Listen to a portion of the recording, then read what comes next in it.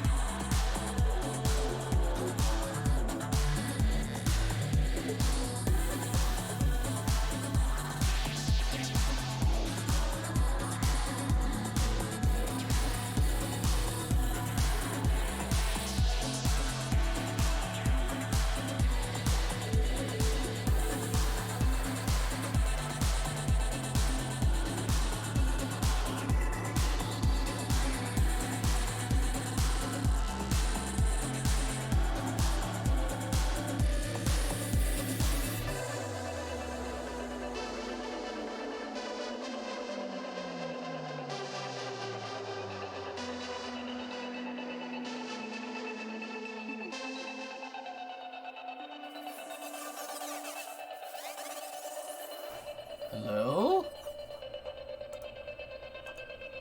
Hello? The booter. Guys, the booter. Discovery, go at throttle Booter up. 3. Booter 4.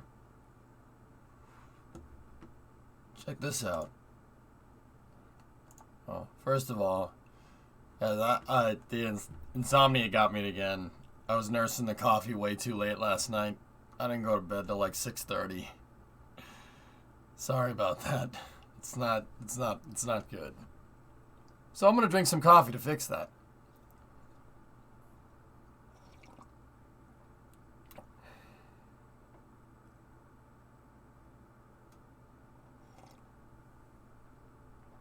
Yeah. Stop nursing the caffeine late. Thanks for the tip, Doc. Got any other bright ideas? Oh, wait, you're not a doctor. Guess that means you need to shut the fuck up. I'll take the time out. And I'll drink more coffee because I'm still half asleep.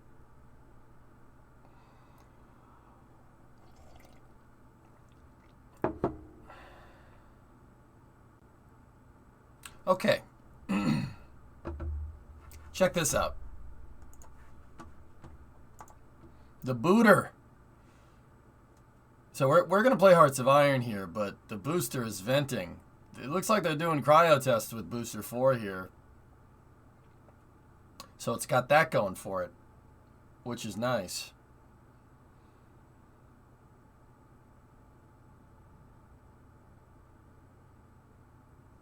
That's cool, man.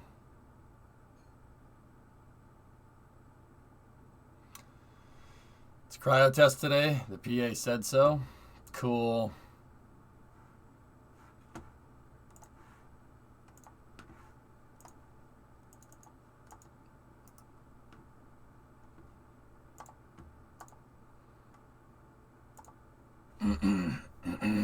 All right. I will put that up on the other screen, and I will keep an eye on it here in case something happens. I'll keep you guys in the loop. But today, we're going to keep going with our Hoi Minoi save, and then we got Space News. We'll probably watch more booster testing. And then we will see the return of the Yognits on the stream for the older viewers. Yarg and I are going to play some Icarus. So, yeah. For the older viewers, Yarg will be coming back today. Hosted B4 test to go live? Hosted? Oh, okay. It's NSF. I got it. All right. Cool. I thought you were talking about SpaceX, man. I see No Way Home yet. What's No Way Home?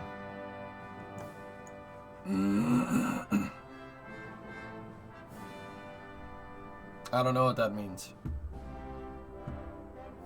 Spoderman? I don't care about superhero movies, man. I'm not hating by any means. Don't get upset. They don't do anything for me, man. Master Chief is my superhero, man.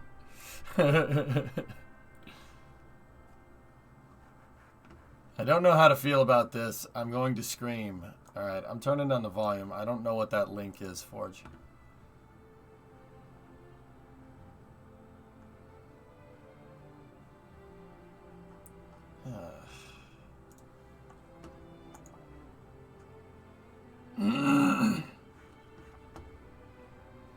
What's up, Likes? How are you? Halo Infinite campaign is excellent, by the way. That's good, man. I'm actually Havoc's this is gonna sound weird for me, and I'm actually happy that Halo's Infinite is good. I'm still not playing it. I'll watch a playthrough or something, man. I'm not gonna do it. Not doing it.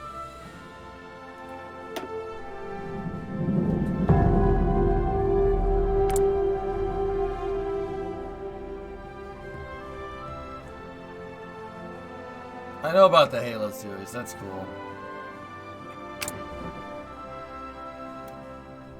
Alright. I'm not... Dude, yeah. I don't want to... I'm much too tired to go on a Halo rant, but I'm not... Long story short, I'm not touching anything that 343 puts out. I'm not doing it. I'm not doing it. Simple as that. I'm happy that Halo Infinite is good. I'm very happy. But Halo 4 and Halo 5 ruined it. They ruined it for me. They ruined it. I'm not doing that. Like I said, you know, there's people out there that like their comic book heroes like Spider-Man and stuff, right? Master Chief was my superhero growing up. I didn't have a lot of friends. I was not the most popular person in high school. Not the most popular person in middle school, right? I didn't really hang out with a lot of people. I don't get me wrong, I had friends, but didn't really hang out with a lot of people, and I'd just go home and play Halo or Counter-Strike or something, and yeah. Master Chief was my superhero, man. And 4 and 5 really, really ruined it. And I get it. You could say I'm being say I'm being a wimp about it. That's fine. I think that's completely fair. I acknowledge it. Still not playing it. No, the Finns haven't invaded. It'll be 41 or 42, Ryan. Yep.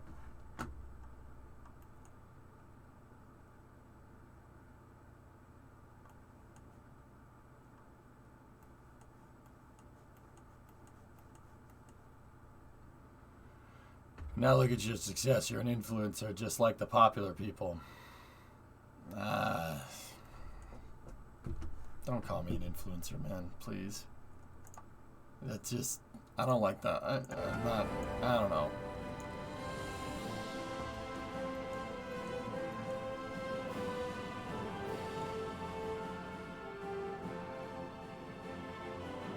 Hey, Phil. What's going on? I had a similar childhood. I was more of a stay-at-home gamer myself. Yeah, no, I didn't go out and hang and stuff, Hellfish. That really didn't come until college. You can go and hang around with people. I didn't go to parties and stuff in high school. Like, not much, you know. Way less than the average person. I went home and played Halo. So, Master Chief I have a lot of childhood nostalgia for the Halo franchise. And dude, Halo 4 and 5 is like Indiana Jones 4 for people that like Indiana Jones. It's just no. Sorry. You ruined it. You screwed with my childhood nostalgia. No. You know, no. Nope. You know, everybody says vote with your wallet, right? This is me doing that. And you may not like it, but that's fine. Yeah, pretty much, Apatoxin. Infinite throws 4 and 5 under the bus. Lunprod, I'm going to tell you right now, stop trying to sell me on Infinite. I'm not buying it, dude. I'm not buying it. I'm not playing it. I don't want anything to do with it. That's how much they screwed up my childhood, okay? They screwed up my childhood nostalgia. And I'm not, dude, don't, like, come on. Don't do that. I'm not, dude, I'm not falling for it. You guys can fall for it, that's fine. I'm not going to do that. Yeah, Phil, I have the booster stuff up on the left. But anyway, we're going to jump in and play Hearts of Iron because I'm already late. Way late for work. Missing equipment production. What are we missing? Oh, yeah. We got to throw that close air support in there. Start getting those things ready to go, boy.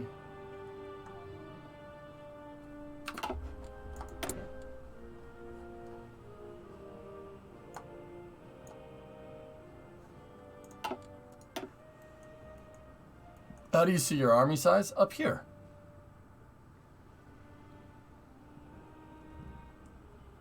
To each his own, I'm with you. Hey, look.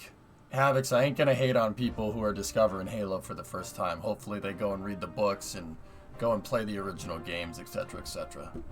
I'm not hating by any means. This is me. This is an EJ problem, not anybody else's. You know, if you got like, I wouldn't judge anybody for going and playing Infinite. If you like it and you play it, dude, it's just a video game, and I get it. That's totally fine. I'm not gonna get all pissy because people are playing a game that I don't want to play. That's kid stuff. But simultaneously, it's also they ruined it. Ruined it. Just ruined. It's unforgivable. Sorry. They cash grabbed Halo with 4 and 5, and it ruined the franchise for me. And I'm not gonna. Dude, do you guys remember when? What was it? A Call of Duty came out. I think it was Modern Warfare 2. Modern Warfare 2 came out, and everybody said, "Oh, we're gonna boycott it. We're gonna boycott it. We're gonna boycott it." And then nobody boycotted it. Everyone played it, and everybody, even though it was the same game. And they got away with literally making the same game with a 2 on the end. Yeah, I'm not doing that. You know? I don't know if it was... Did you play any of 4 and 5? I watched playthroughs, hip. I watched playthroughs. Yeah. I won't do it. I watched a playthrough of Halo 4, and I was just like, wow, that was really bad. And then I watched a playthrough of 5, and I said, I'm never buying another product ever again from this company.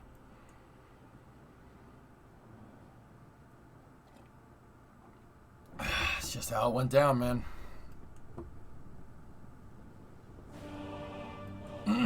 Yeah, Dread. How those frost rings looking on Booter 4? Cool. We got cryo testing for it. But anyway. Let's go. How we doing on Joey's Paranoia here? What do we got?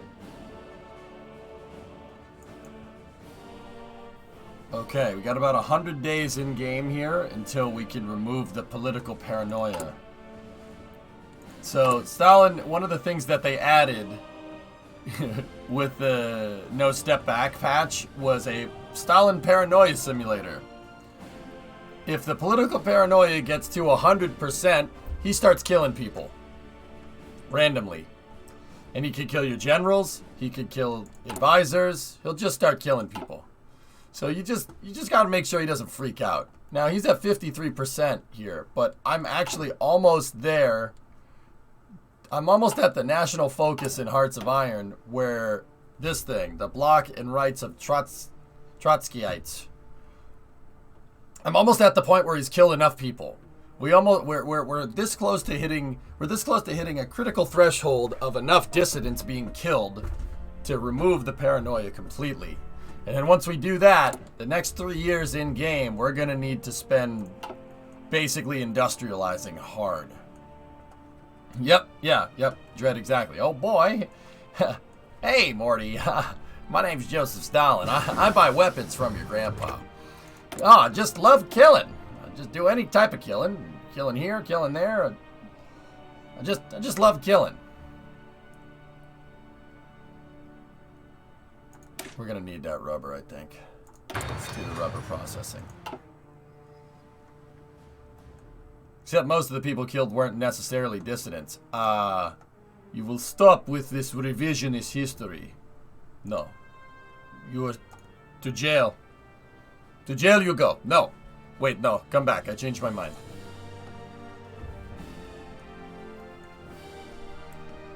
He did. Ryan, he didn't just kill generals. He killed anybody he thought. Dude, anybody he thought was a capitalist or a spy, he sent to jail. I think he may have been a little bit on the schizophrenic side, or even bipolar at best, but I mean, that's what happens when you come from a screwed up home, dude.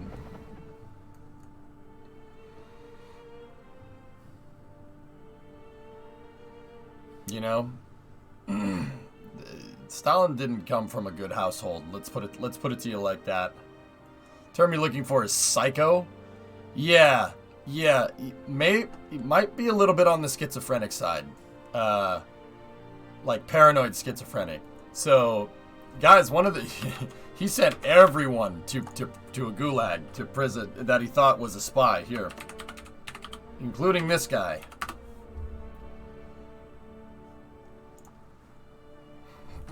He sent Korolev to a freaking prison in not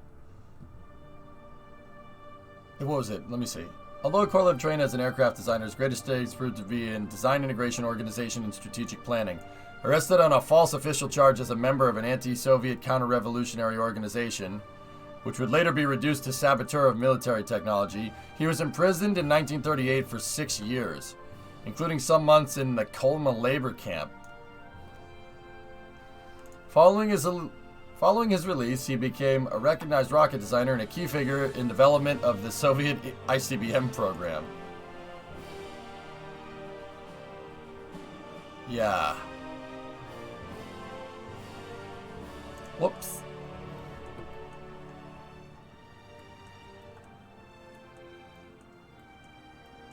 Yeah. No joke.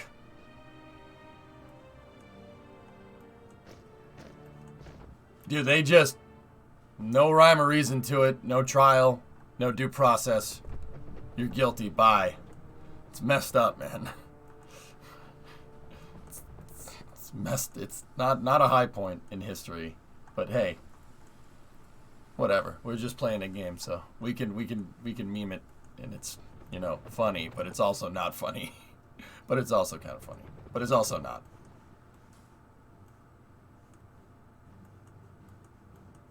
Kind of, O-Force, yeah.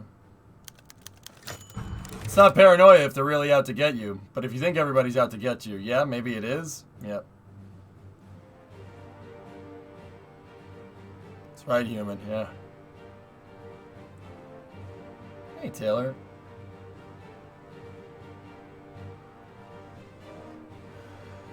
Grigory Kulik accuses Georgy Zhukov. A report has reached Army High Command, and the report that Grigory Kulik alleges the very grave derelictions of his duty by fellow... You think Zhukov? Huh.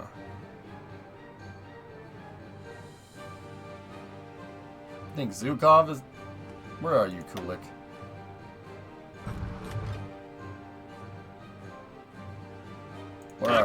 Where are you? Слушаю. Готов выдвигаться. Мирно. Жду приказа. You. Внимание. You. The guy that's over in Vladivostok, who's basically done nothing this entire time? No, you're dying.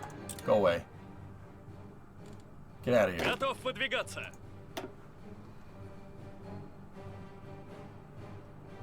Philip, you're up, buddy. Zhukov is not sus, alright? Внимание. George is alright. He's fine.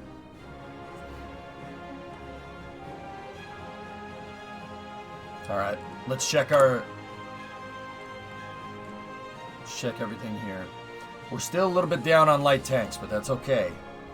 We're good on pretty much everything except TAC bombers and Navy bombers, but I don't need Navy bombers, and I don't necessarily need TAC bombers, and we do have a military factory here. And we're plus on arty and trucks. This is actually not bad. We're doing okay. We got new divisions being recruited, and what do these divisions need? Okay, not bad. Not bad. We're doing all right. I'll put that factory on support equipment for now. Decisions.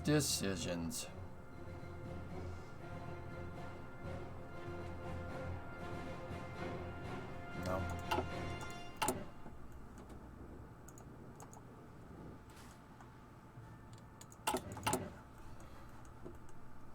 We have intelligence networks being built. Just keep letting it go.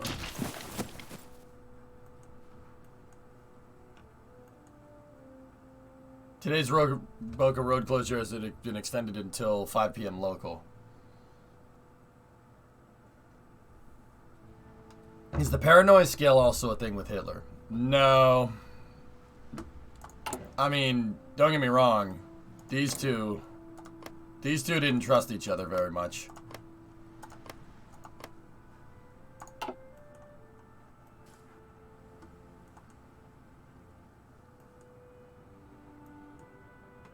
I was thinking about SN20. Elon said Starship can get to orbit on its own with no payload and no fuel to return. So they could launch SN20 straight from the test stand to almost orbital for the test. And they're not trying to get it back anyways. Yeah, Contra, we were theorizing that. I don't think Starship has enough to get into the type of orbit to do that once around. But I don't know. Either way, we saw flight data recorders. We saw flight data recorders added to the vehicle the other day. Yesterday. Those cylindric devices that are sitting on the backside of Starship. So it's got a flight data recorder on it. Historical is on, Kev. So what I'm trying to do is I'm trying to ramp up for Barbarossa. I'm going to try to repel it. So I have defensive positions built up, and then we do have some offensive capability. But I have a fallback line, and basically we have a Maginot line of sorts, but except, you know, there's no part where there's not a Maginot line on the entire front. And then I'm using the Dnieper River and the Volkhov River for defense. They have to cross the river if they want to get through this. I'm pretty sure they're flight data recorders, Havocs. I'm fairly positive. I'd say like 80% sure. Yurovich, I have this thing on single time warp. I'm going slow on purpose because I still don't understand exactly what I'm doing here. Like, I'm not going to lie to you. That's what's going on. Still don't really understand exactly what's going on. So I'm going slow, and once again, I don't mind backseating, boys. You see something that you think I'm doing wrong, tell me. I still don't understand this game. This game is tough, and we haven't even gotten into reorg. After the political paranoia gets removed, after we get to that point, we'll have basically a pretty good stability here, and that's when we start building up. We'll redo the division templates, etc., etc. You aren't making enough tanks. Do you see any perceived bottlenecks? There's a bottleneck right here because the Volkhov River ends and the Dnieper River goes east. So I need to... Vitebsk and Smolensk need to be armored up. So I do have bunkers set to be made there, and we have fortifications being put down. Ideally, I'd want fortifications on the entire river and like anti-aircraft and stuff, but I'm not sure if I'm going to have time to do that. But something that I've noticed is that if you play slow, because you don't know what you're doing... If you play slow,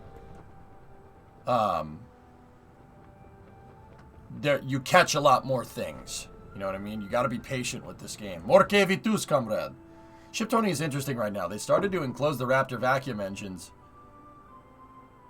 turbo pumps, and with the flight data recorders have been mounted and the lift points being tiled, they might fly it with all 6 engines and possibly try and relight the Raptor vacuums in flight. Yeah, maybe.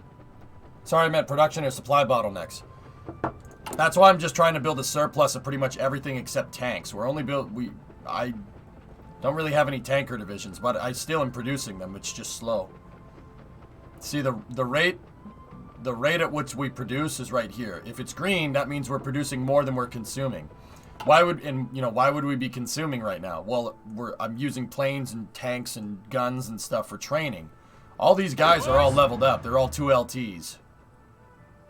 See, second lieutenants. Everybody across the board has been training up, which is good. I do have a division right here that's not totally trained, but they are training right now. Those guys are working on it. See these 2 bars right here? That's organization and supply. Organization is like unit cohesion. If you have no org, you're not going to be able to attack because you're going to be, all the guys are going to be like, I don't know what to do. Supply is, do you have enough bullets? So these 2 bars that are below each division here are very important to watch. You got to be careful with those things. Right now, because these guys are training, they got great organization, but they're consuming supply. Their supply is low because they're training. They're using bullets, they're using grenades, they're using supply equipment.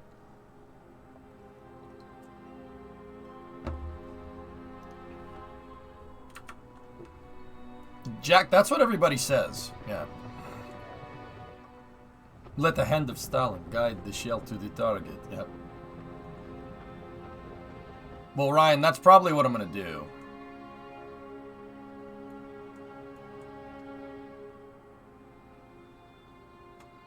What do you mean submit it for Space News username? It got delayed 24 hours. Isn't the Eastern Front for you with Japan? Yeah, Bearlicious. Yes, it is. Because, you know, you say all quiet on the Eastern Front and people think Japan. Right? You know, they don't think of, you know.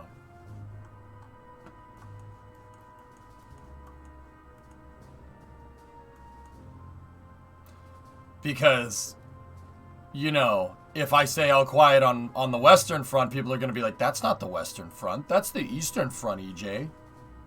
So, it's kind of damned if I do, damned if I don't.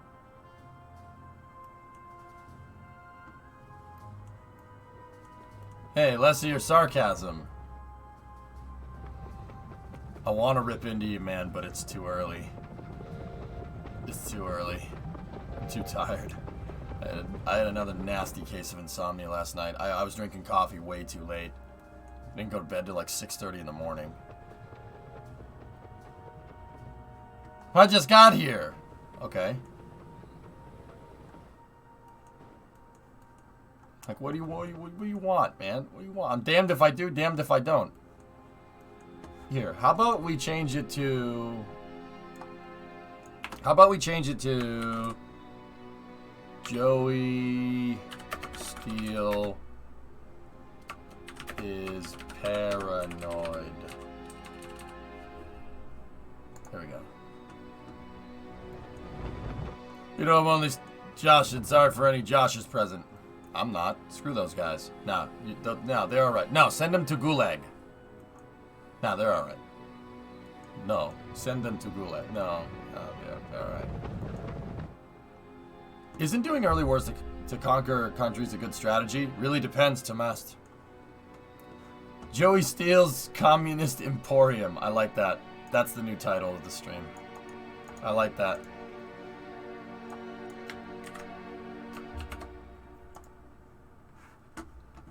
Hi, I'm Joey Steele, President and CEO of Joey Steele's Communist Emporium and Warehouse. Thanks to a garbled subspace transmission, we're currently overstocked on all political dissidents, and I'm passing the savings on to you!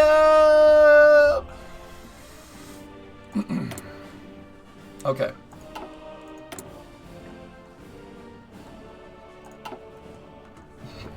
Passing the savings on to you!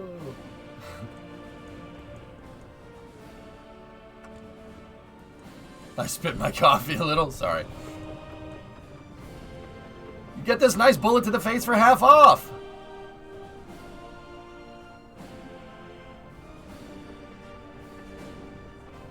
Free healthcare. They got free healthcare over here. It's free healthcare. It's free healthcare for you, Joey. You know what I mean by free healthcare? Free healthcare costs about 45 cents. It's just one bullet. You want free healthcare? Boom. Got free healthcare until you die.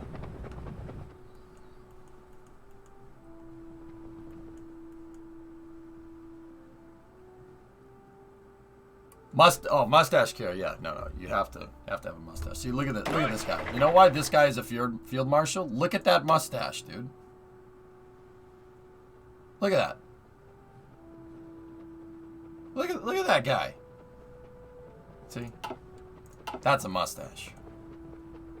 I'll take free real estate. No. You don't get free real estate, alright? Some real estate is equal, but other real estates are more equal, okay? Have you ever played as the USA? I have not, actually.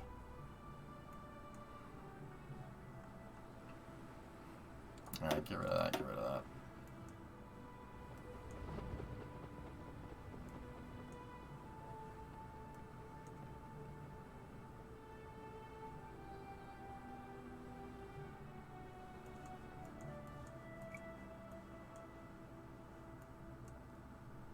You get free room and board in Siberia. I mean, Laserman, technically it was free. Just saying.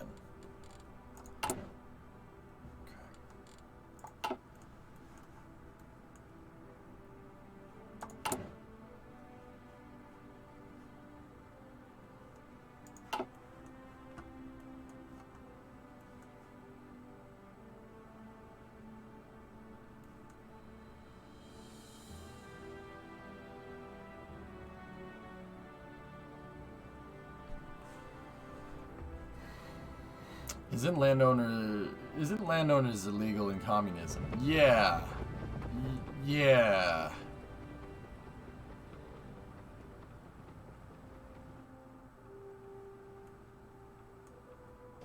Who represents the U.S. in Hearts of Iron? Is it Roosevelt or Truman? Look at the year. You tell me.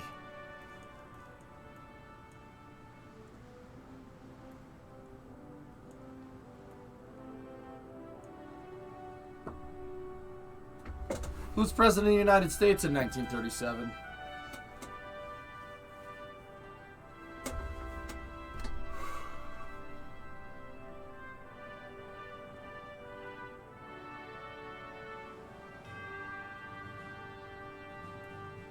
A guy. Duh. It's Roosevelt. Roosevelt was president of the United States from 1933 to 1949. He got elected to 4 terms as president. In the U.S., it wasn't always that you could only serve 2 terms and then you're done. There was a time where presidents could serve kind of as much as they want. Roosevelt served 4 terms, and he died during his 4th term, and Harry Truman replaced him.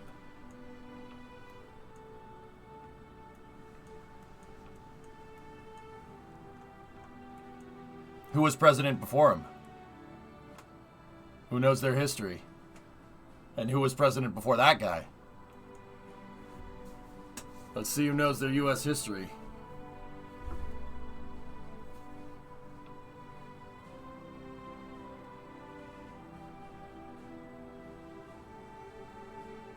That's right, Roblox. That's correct. The answer is yes. Henry Hoover was before him. Calvin Coolidge was before that. Warren G. Harding was before that. Taft was before that. Wilson was before him. Theodore Roosevelt was before him. Who was president before Theodore Roosevelt?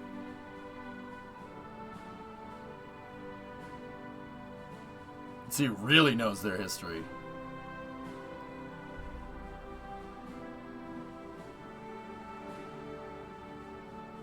I know that guy died. Points to a random guy. Him.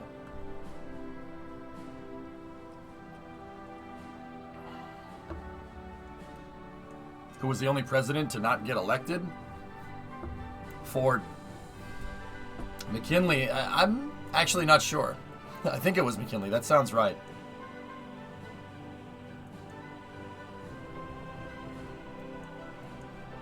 All right, let's go in the other direction. Who was after Truman? George Washington was elected.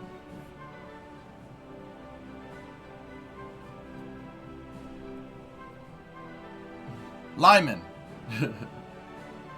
Eisenhower. Who was after Eisenhower? Yeah, you guys know.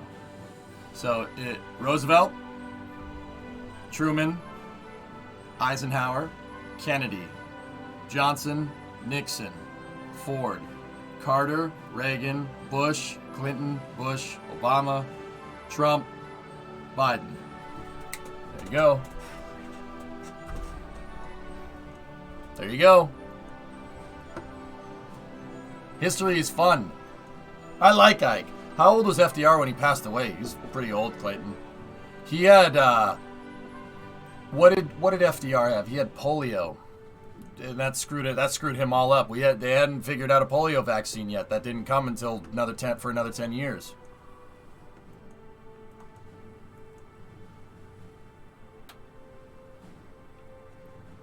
He was 63. That's not bad. Anyway. Now here's the real kicker. Who really knows their history? Who came after this guy? Who really knows their history? Who replaced Stalin in 1953 when he died? Khrushchev. Nikita Khrushchev replaced him. Who replaced Khrushchev? Brezhnev. Leonid Brezhnev replaced him. Who replaced Brezhnev? This is a hard one because it wasn't Gorbachev. I was gonna say Steve Buscemi, a bunch of idiots. I mean, fair. Yuri Andropov, that's right. You got it. And then after him, Gorbachev was after him, and then that's it. Who replaced Gorbachev as the president of Russia in 1993?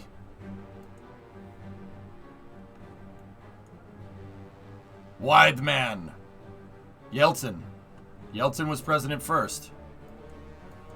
And then Weidman. Then Weidman after that.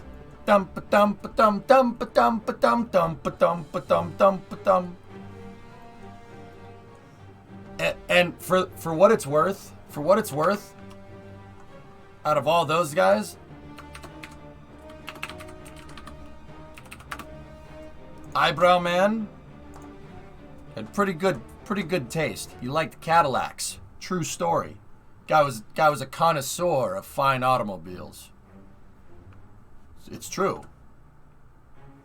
He made them make sure that the Chaika looked like a Cadillac. All right. Yeah, Malenkov, yeah. Beria tried to get in there, but everybody figured out that Beria was a psycho. I mean, the guy liked caddies, dude. Can't fault the man for liking a Cadillac.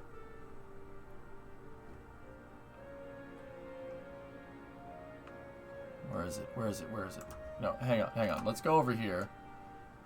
Dude, I'm not kidding. The U.S. gave him a caddy. They gave him Cadillacs as a...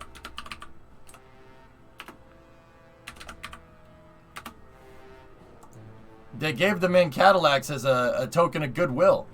See? The dude loved Cadillacs. Look at... Bro. That's a nice car. That's a nice caddy. Look at that. I think that's a 55, 56 caddy. Guy like Cadillacs. Strangest thing, right? Look. Freaking guy bought caddies. And then he made, like I said, oh no, I don't think that's a Chaika, but it might be. Yeah. Very strange. Guy just had a thing for caddies. I mean, all right. Like, okay. That's a little strange, but all right. I mean, that's very bourgeois, don't you think? Dude, look at that freaking caddy. That's a nice car. What was that in the off-road? I think that was a Volga. Yeah. Volga with four-wheel drive, baby. And eyebrows. He was a proponent of very fine eyebrows. Yeah. It's very weird.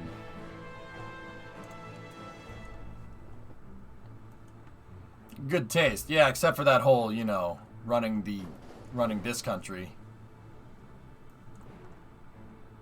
Yeah, I know, Ryan. It's kind of funny, isn't it? The old boss at the restaurant I worked at in Michigan had a 57 Fleetwood Series 60 special. It was always nice when he brought it by. Nothing like old caddies, Storm. You know what caddies I really like? And this is because of Vice Grip. Those the 69 and the 70 Cadillac. They're not Coupe de Villes, but they're I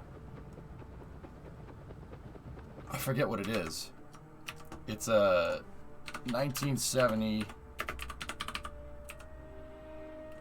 I think it's a Cadillac. I think it's just a DeVille. Yeah. Oh, that's a nice freaking car, man. You couldn't beat Caddy, dude. You gotta understand, like, so for the people that don't understand, for people that don't, like, it doesn't make any sense. Yes, that's a coupe that's like 5 meters long, by the way. I know. No, it's not fuel efficient. It's not designed to be fuel efficient for what it's worth. These cars were like Maybachs, dude. Caddy was like Maybach or like they were very, very high end. You look at these cars have like all power options, air conditioning, 8-track, like, and I get it, it's an 8-track and stuff, but all power options, power seats, all power options, all power everything in a car from the 60s, which that's pretty damn impressive. Which is pretty cool. Oh, more mill factories being built, baby. Let's get that close air support figured out.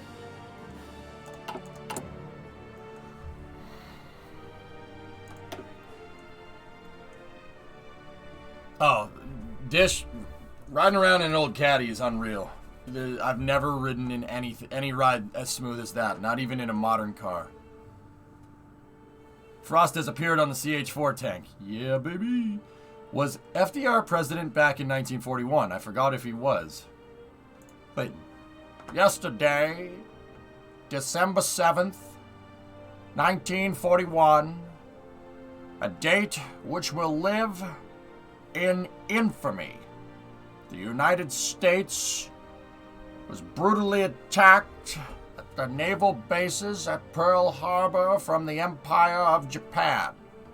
The United States was not at war with that country. Yeah, of course he was, dude. He gave a date which will live in infamy. That's a really big turning point in U.S. history, dude. Yeah. Until the air shocks fail, you shut up. Lazy boy got nothing on a Caddy sofa. Dish, the seats are so damn comfortable, dude.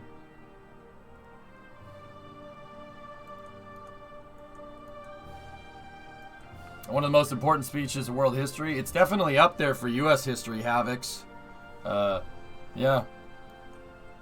Yeah, his speech is in game when 1941 comes around. Yeah.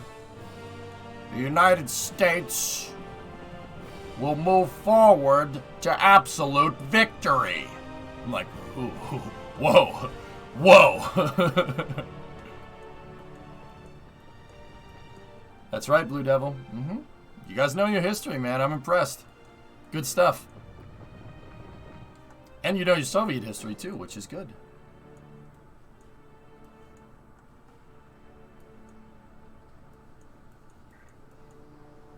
All right.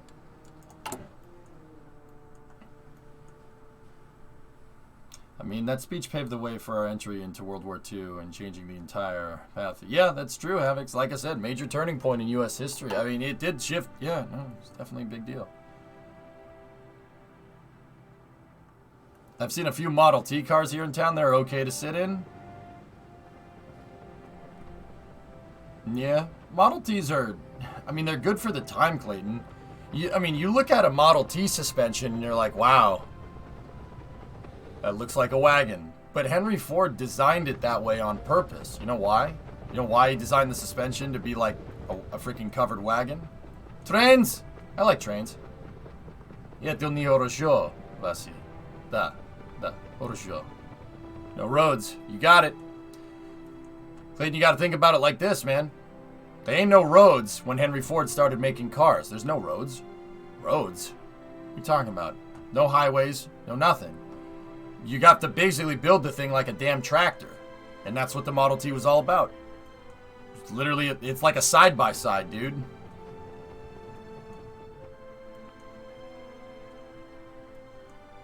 Imagine driving a modern car on 20th century roads. Only 4x4s would be able to get through, Blue Devil. In 1937, the Prime Minister of the UK was Chamberlain, right? I think so, yeah. Yep, there's old Neville. Man, did that guy screw up. Okay, alright, who was after Chamberlain? Let's keep going. Who was after Chamberlain? Come on. Nice stash, though. It's all right. It's not glorious mustache like that. Churchill? We shall fight them on the beaches, and we shall fight them in the air, and we shall fight them in the sea. I believe that giving Hitler what he wants will achieve peace in our time. Yeah, woe is me. Get out of here. Get out of here. Frick out of here. Frick out of here with that. Who was the king? Philip. Right? It's Philip, right? I don't know the British monarchy at all. I know that Henry VIII was the king in 1776, and that's about it. George, there you go. The Bulldog. Who replaced Churchill? Who replaced Churchill? Snap, who built the first car? Hint, not Ford. You didn't need to give me a hint. Daimler-Benz built the first car in 1898. The Daimler-Benz motor wagon. It had 3 wheels. And it had a tiller for a steering wheel. Clement Attlee replaced him. Yep.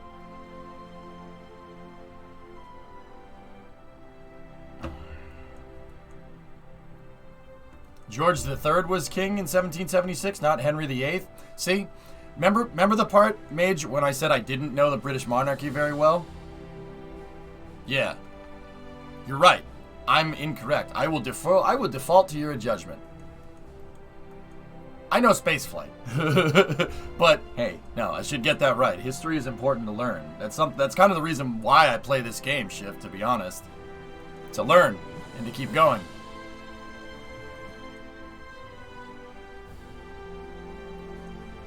And why is it called Mercedes now? I don't know. You know, I don't know that question. I don't know the answer to that one. Dude, watch The King's Speech. Excellent movie. Okay. I'm not really interested in the monarchy. Throw him in the harbor.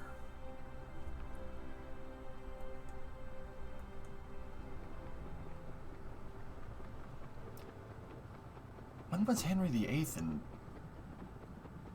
monarch? I don't know. Whatever. I don't know where I pulled Henry VIII out of, but yeah, that was weird.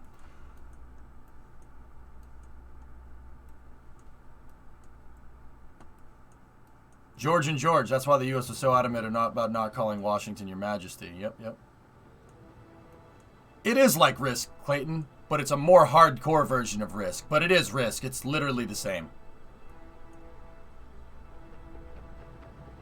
I don't know why I said Henry VIII. I must have been thinking of something else, dudes. But anyway, no, I'm incorrect. No problems admitting that I'm wrong. This is kind of out of my wheelhouse. But I like 20th century history, but we were talking about 20th century history, and I don't know where I pulled Henry VIII out of, but that was incorrect. No clue. He's a famous king. No big deal.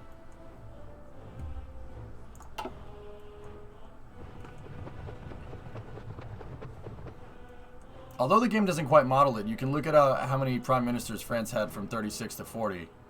Political mess funhouse. I don't know who was prime minister in France. I don't know anything about Blum. I know about de Gaulle. And that's about it. I mean, obviously there's that guy. I mean, who was the Chancellor of Germany before him? Anybody know? You guys probably know that. Yeah, Yurovich. I don't know why I said Henry. I don't know. Whatever. I'm too much information up there.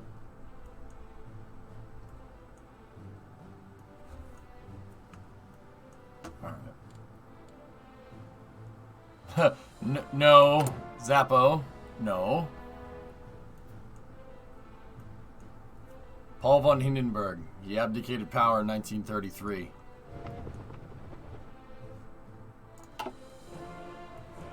Thus ending the Weimar Republic.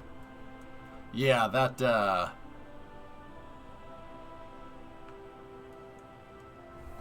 didn't end well. Yeah, we'll just say that didn't end well, and we'll just kind of...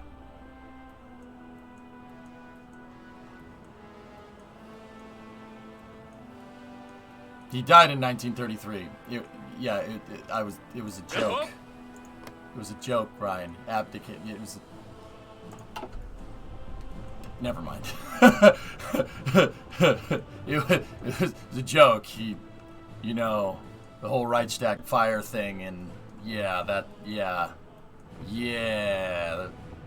was yeah. You're right, but that one was a joke. That wasn't me not knowing what I'm talking about. I swear.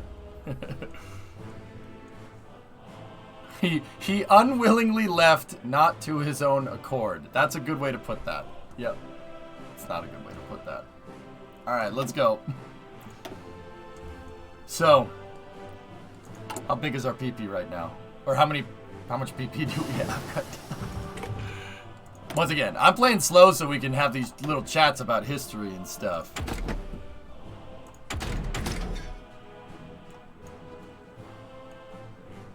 Alright. Let's get that already into our artillery. Everybody's been telling me to get a division template with artillery in it, so.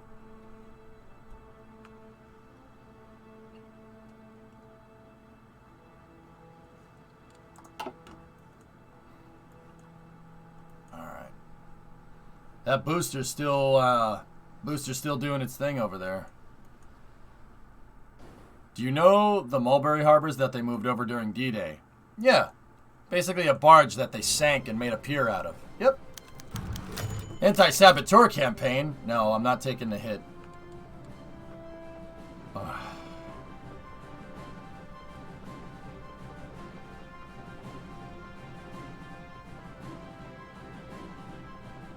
I really can't afford having my air...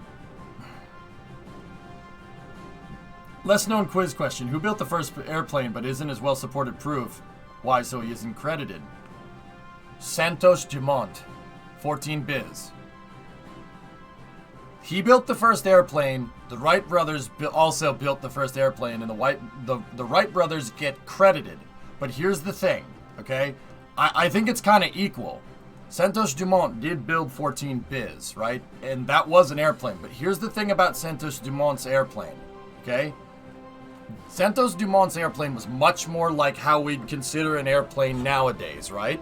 Now, this is my wheelhouse. I know this. But his plane couldn't stay flying indefinitely. But his plane took off on its own accord. So, throttle up, plane goes, and you can fly around. But his plane could only fly around for a second. It was too heavy. It's like in Kerbal, when you make a plane, you take off the runway, and you take off from the runway in KSP, and the plane gets up in the air, and it looks like everything's going good, but then it comes back down, and you crash into the ocean.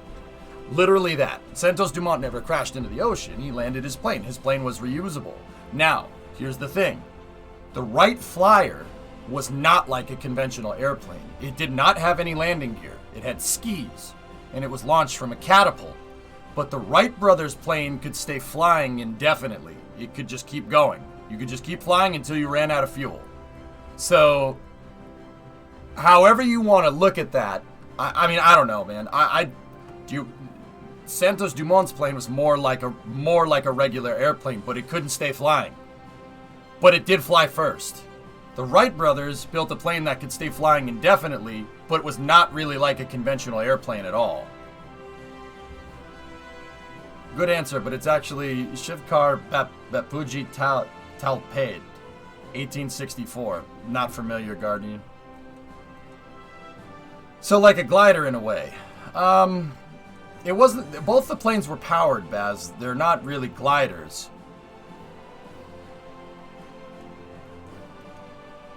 That's cool, Ryan. Your great-grandfather designed them. Nice. I don't want to take the hit for the Air Force, so we got to be careful. The paranoia is getting pretty high. Paranoia strikes deep. Into your life it will creep. It starts when you're always afraid. Step out of line, they come and take you away. You gotta stop. Hey, what's that sound? Everybody look what's going down. I don't want to get DMCA'd. I'm gonna stop.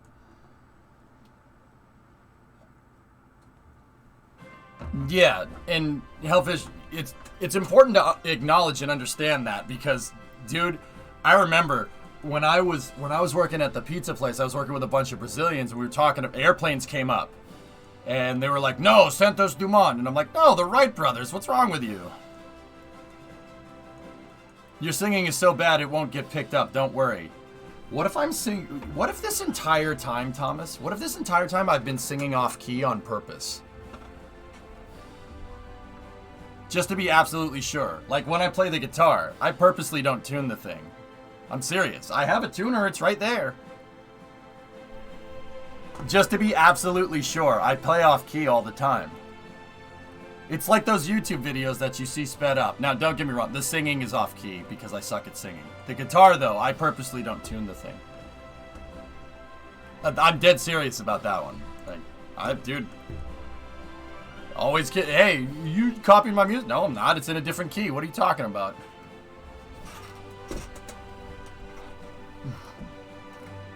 Here's the story. Let me see.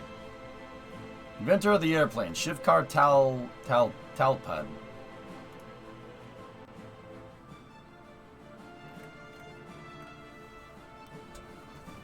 Chira Bazaar locality in Mumbai is a scholar of Sanskrit literature.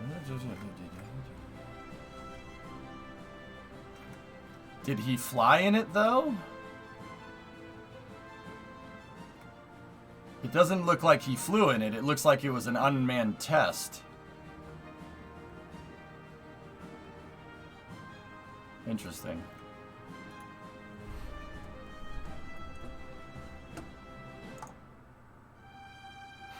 $5 primes and viewers. That's hilarious. See that? You see that crap, Roblox?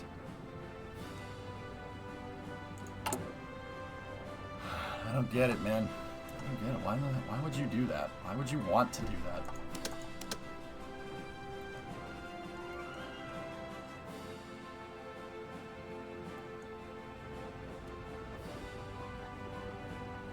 Thank you, mate.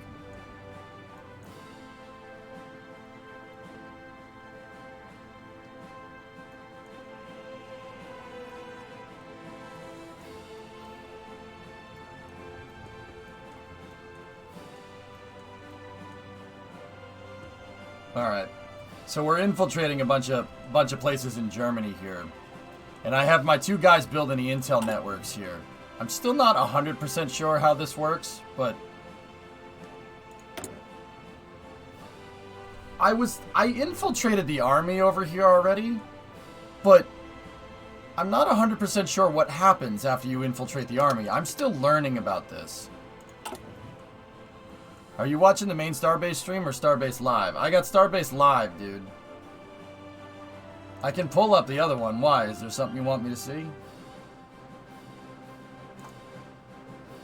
Oh, yeah. They got a much nicer camera.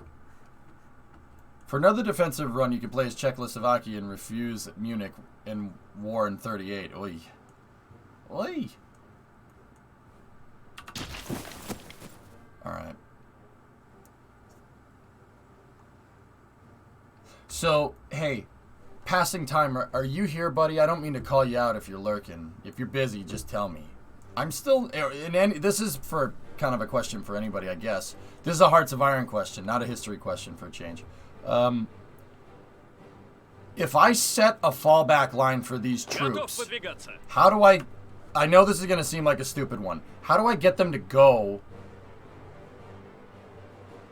to the fallback line? I couldn't figure that out last time, and I'm sure it's something easy. Was just wondering. I'm watching super close to see if they do a QD test.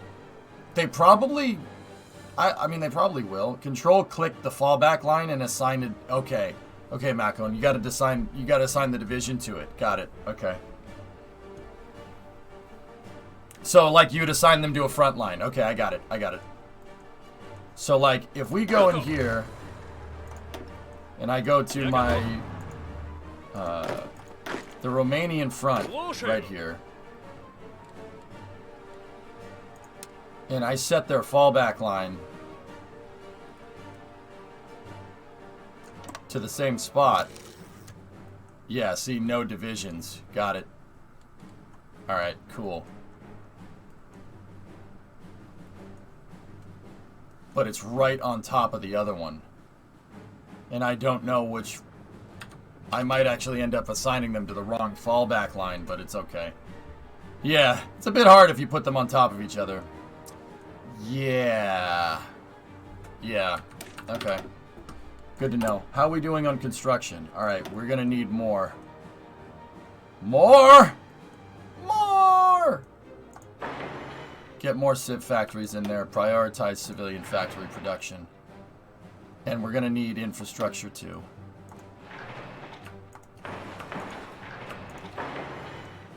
Build up the roads. I'm gonna try to make super highways here. Seriously. We're gonna super highway this sucker. And then, yeah, okay, cool. Going for defense in depth, huh? I'm defending the rivers, Hellfish. I'm trying to survive Barbarossa without them really getting anywhere. I don't want them... I mean, the Germans in reality, not in reality, in real life, they got to about here. And if I draw an imaginary line from St. Petersburg to Moscow to Stalingrad or Volgograd, that's about as far as they got. Right here. Which is, I mean, I'm not going to sit there and say that that's not impressive. That's a lot of ground to cover. That's a lot of ground to cover in a year. Like, for real. That's a long way.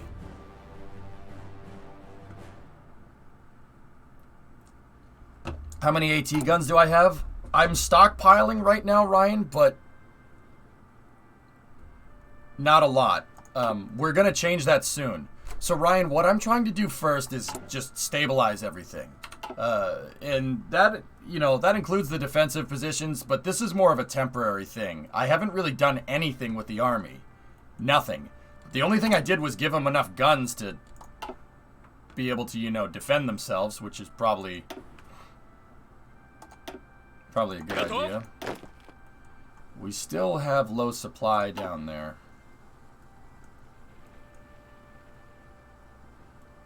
Okay. Intel is a number and a bunch of stuff to contribute to it, like infiltration. The higher it is, the more info you have on them.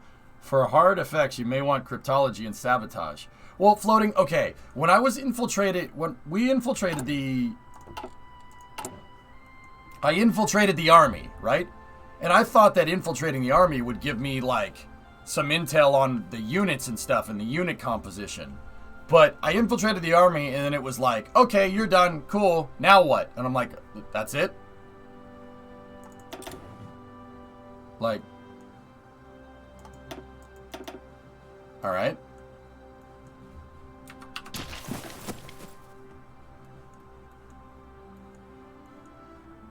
Well, we could start doing tank research soon, and we could do up a tank design to support our troops if you want. Through the years of the sun, our of freedom shone for us, and Lenin eliminated our great path. Yeah, then he died. And then he got replaced with Mustache Man. People didn't like Mustache Man.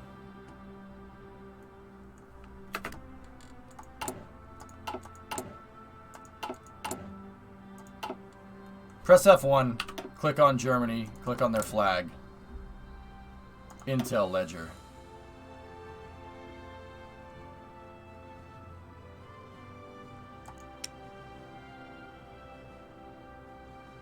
Infantry Division. Oh, word? This is... I mean, this doesn't...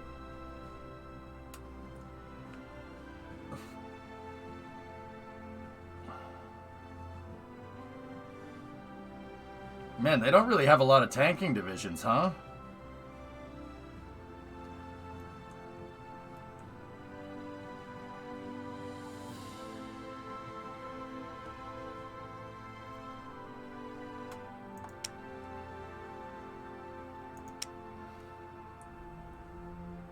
Yeah, Sneaky. I'm trying to... Once again, I can't say this enough, and I sound like a broken record.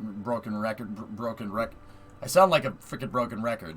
But I'm going slow on purpose because there's a lot to take in with this damn game. It's difficult. It's tough. Hard game to play.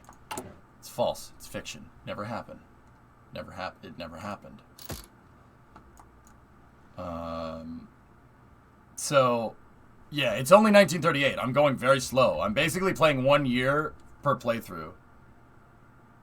Yeah, they don't have many tanks. So they're going to try to ramp up those tanks and airplanes, right? And then, but I'm going to do the same. I'm going to do the same thing.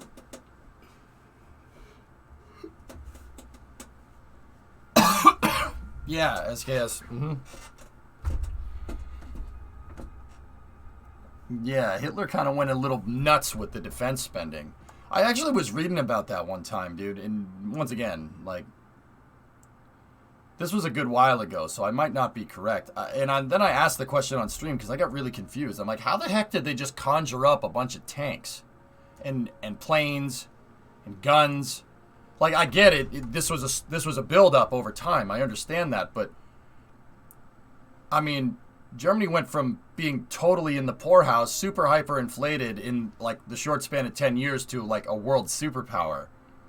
Like, and don't get me wrong, stealing wealth probably from certain people probably had a lot to do with that. But damn, I mean, like what the heck happened? It turns out that Germany basically devalued their currency.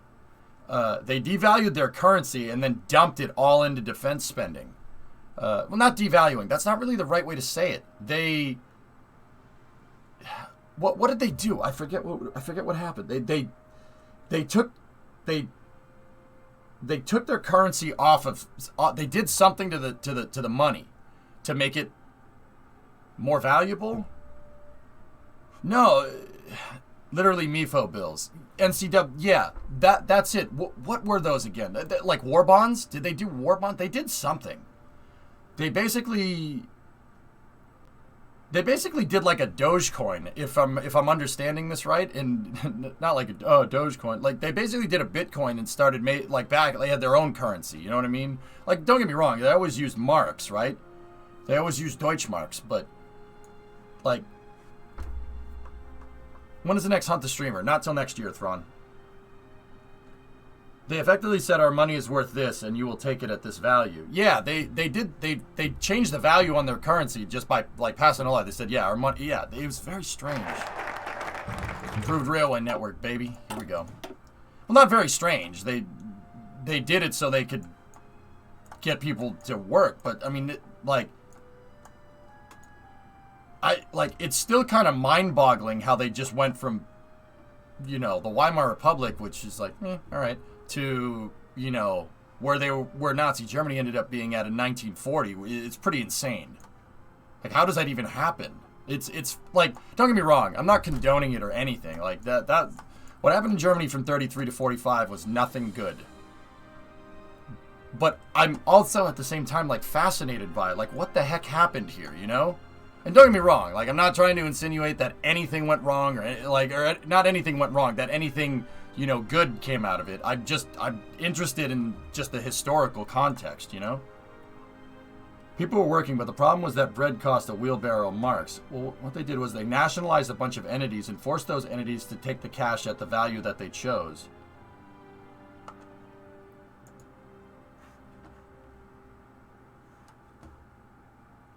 Interesting.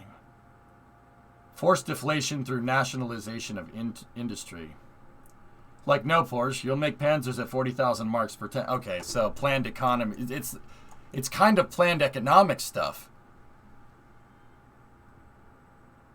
Socialism. Yeah, I guess that makes sense. Strange.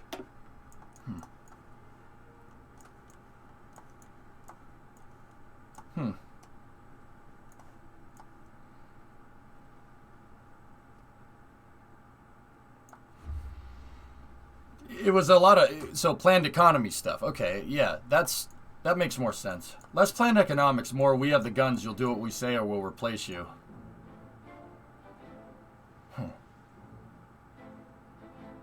It is, Thrawn, yes. My mustache isn't as good as his. I'm not gonna lie. That's a pretty epic mustache, dude. But Thrawn, ethnically Italian, man. I can't get a mustache like that, dude. No way. Look at me. I have a Mario mustache. Let's go. I don't want to get sued. Please don't sue me, Nintendo. I'm sorry. I'm sorry. Sorry. All right.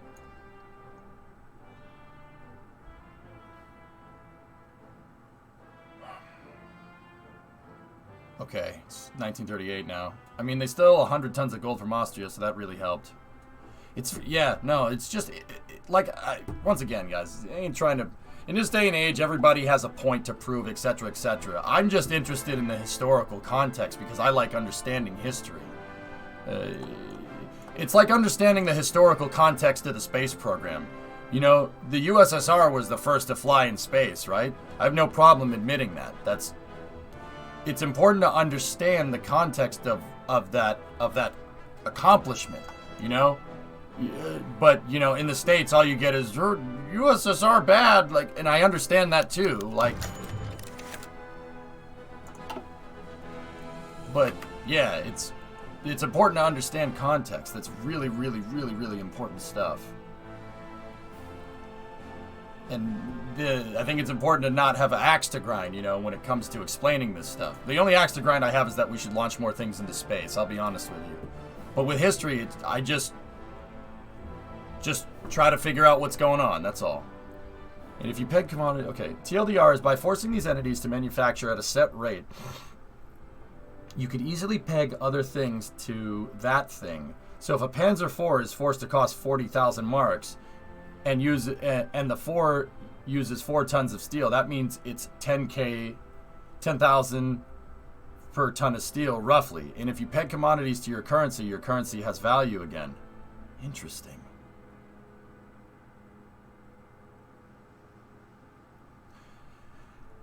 Yeah, Sneaky. And the tough part about history, dude, is that as humans, I think we like to compartmentalize. We like to think good and bad, when in reality, it's way more complicated than that.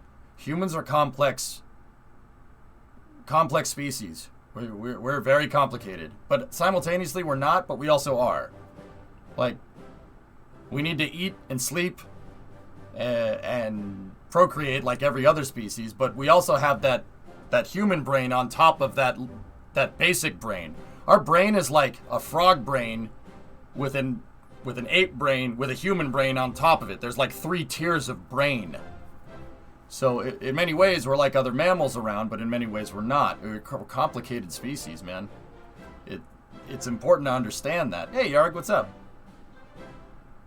Just got done reading on why the Arizona never rose. It's a good read. Well, Clayton, the front got blown off. That's what happens when you hit a magazine.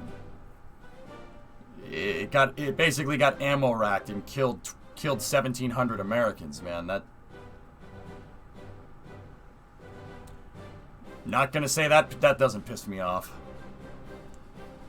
Get a little annoyed, but hey, it's in the past. At least until everyone stops playing ball. The second people aren't afraid of the gun, your economy doesn't work anymore. At least for World War II Germany. Interesting. So SKS, okay, I have another question then. You know, they basically said this is gonna cost this much. Screw you if it doesn't. Does that mean they needed to keep invading people? Like, it seems like there's a military-industrial complex thing going on there. Am I wrong? I'm just guessing. This isn't me teaching. I'm actually wondering.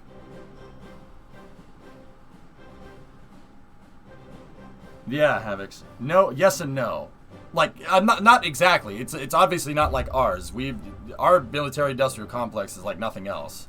And that's a whole thing that that we could tap into for forever, you know? Anyway, Great Purge in the administration. Uncovered as shooting new conspiracy. Members of our party. Another group of traitors brought to justice. Bye-bye. More of a deliberate war economy. So their bills eventually had to be paid, and they were saying, yo, it costs 40K for a Panzer, and we'll pay you back the rest when we feel like it. We're good for it. Oh.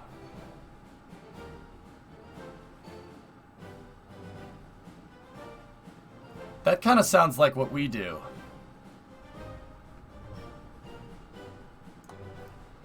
I'm not sure I'm happy about that. Huh.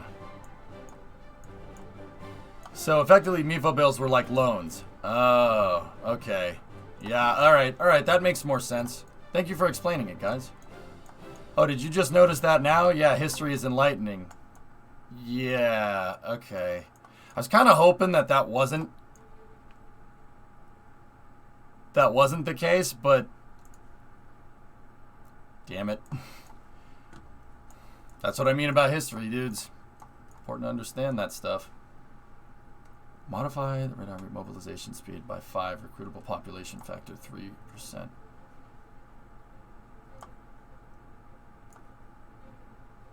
Alright, we gotta go over here. Strengthen the mobilization plan. Let's do it. We've almost got the political paranoia removed. We're gonna start a cryptology department down here so we can get better understanding of what's going on. Yeah, that's like the whole implication. You said the thing out loud. Yeah, that's...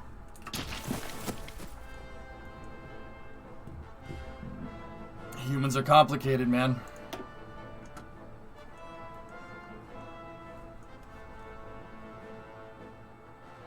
Because, yeah, we borrow off the confidence of the dollar there. That's not... Oh, dear. Oh, dear.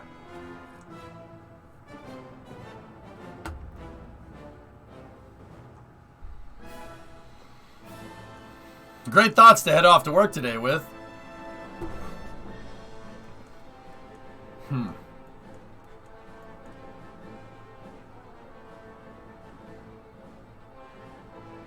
Interesting, Hellfish. Yeah, it's very interesting to understand macroeconomics like that.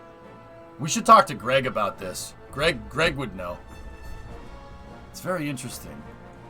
And once again, I'm not trying to prove a point or anything or trying to make any connections. I'm trying to understand.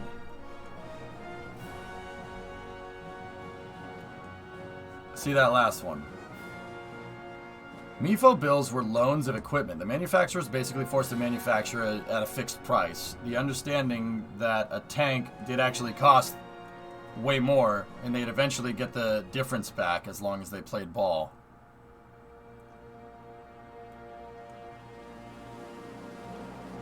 Huh. Interesting.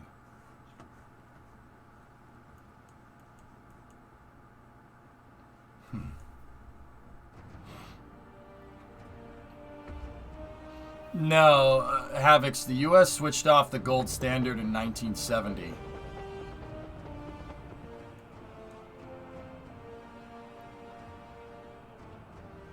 It's very, very interesting context, man. It's fascinating. I kind of want to read more, but we also have to play the game. Discovery, go at throttle up. Yeah, straight up SKS, yeah. Hey, Metroid, 50-month resub.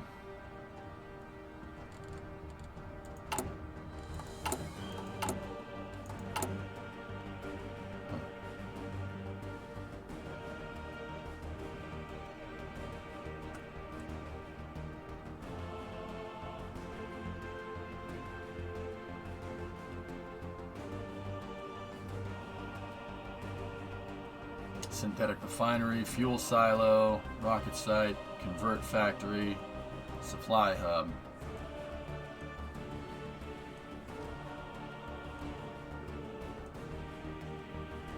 Yes, for real. Etimoschi, prosobohorsi. What's up, buddy?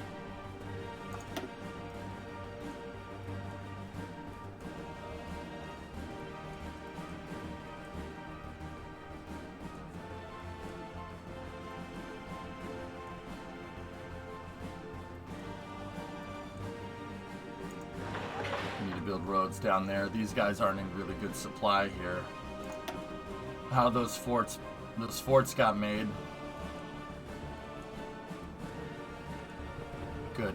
Forts got made there.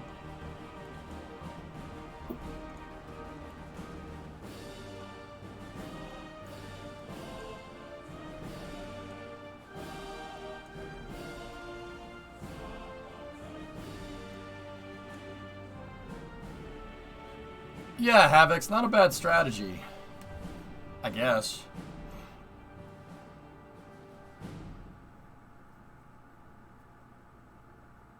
Interesting, Hellfish, yeah. So, we got those bunkers up there between the Volkhov River and the Dnieper River right there. Okay.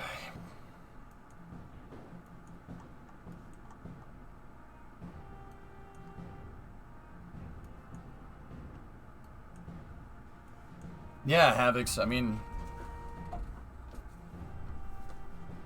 very strange.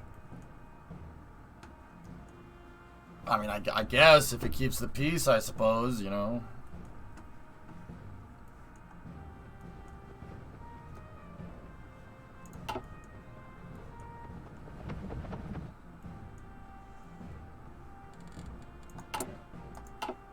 Socialism doesn't call for a planned economy. Communism does. Well, yeah, of course, Blue Devil, but this is what I mean about history, man. Just because you're a socialist doesn't mean you can't have a planned economy. You know what I mean?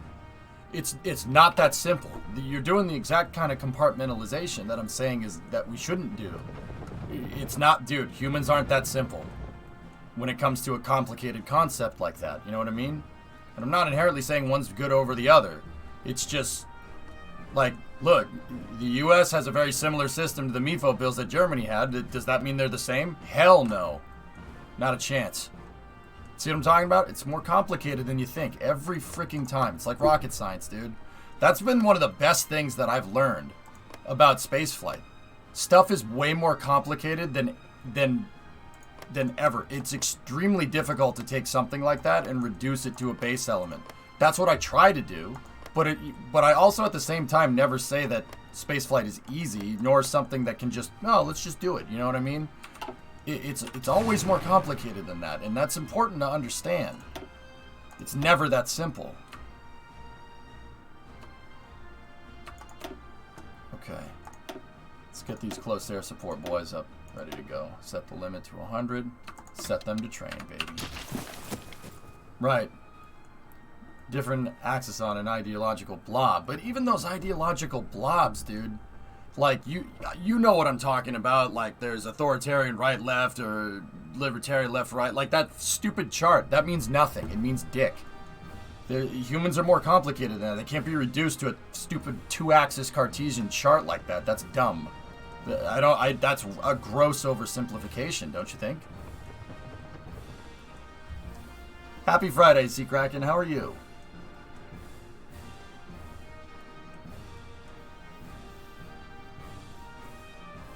Yeah, pace, exactly. Yeah, I mean, that's a little bit of a different thing, but you're right.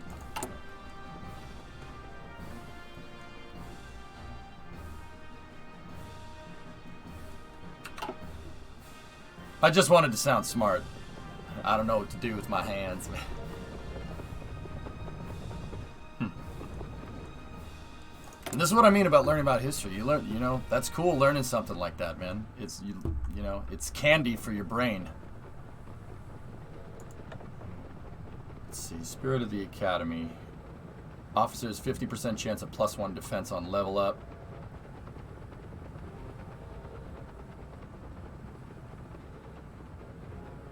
I want meticulous preparation. That's a good idea.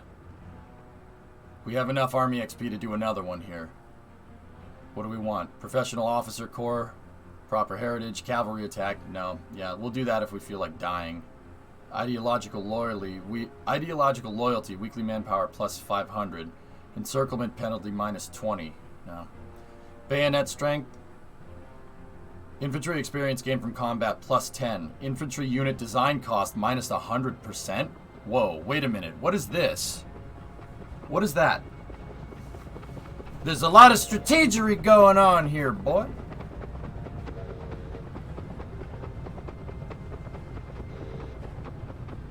Discovery, go at throttle up.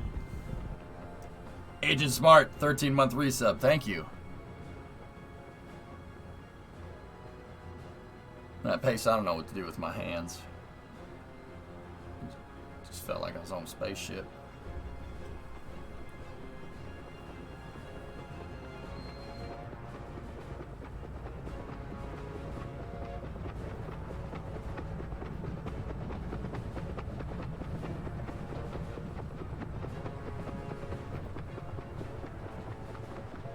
you don't shoot Big Red, then screw you. Evil Bit, I'm not gonna lie, after I watched that, I went and bought Big Red gum. Is that bad? Just so I could make the joke. Good marketing campaign on that. I'm gonna go with Bayonet Strength because we don't have to pay anything to design the templates. That's actually really cool. And what would be the spirit of division command here?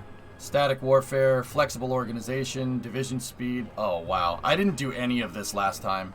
These are really, really good buffs.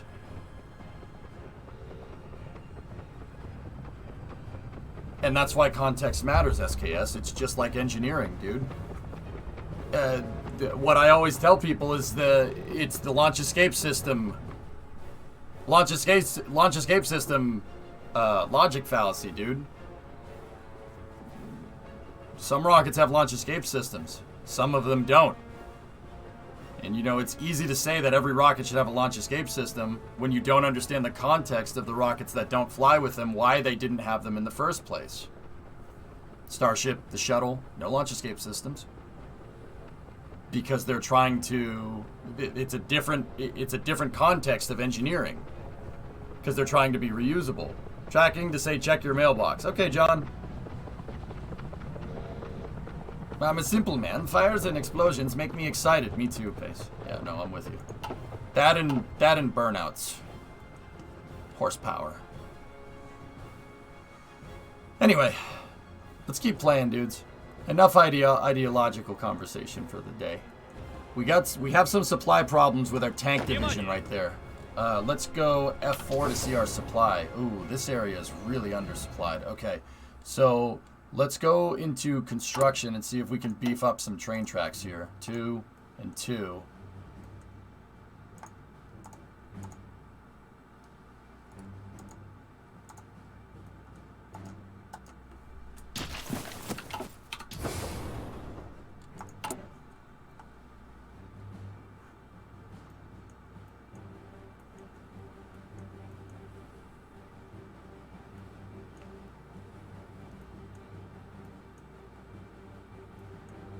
Small train track right there. Upgrade that. And then I want an upgrade there. And then we still, these guys these guys got nothing out there. But then again, I do have them making the roads and whatnot. Supplies come from supply hubs and not railroads. We need more supply hubs, okay. So you're saying build a supply hub right here? I don't know if I want one that close to the front line.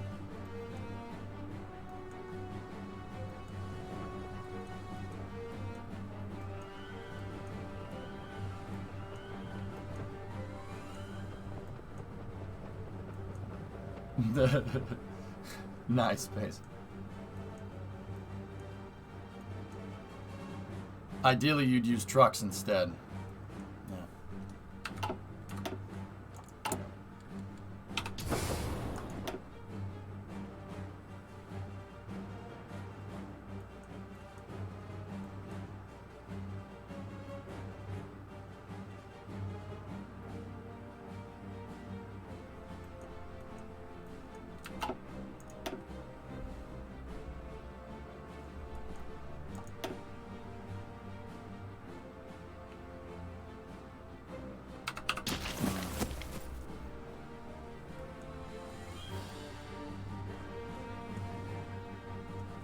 If you click on the horse icon, you could switch it to trucks.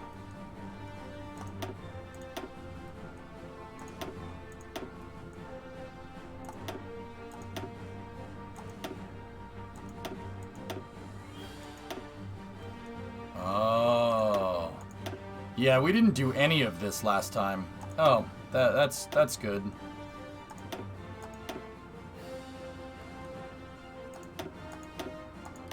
Oh man, no wonder I got my tail handed to me. The supply is really complicated, and I understand by switching all these supply depots, I'm gonna need a lot more trucks. That's fine, I understand. I understand that part.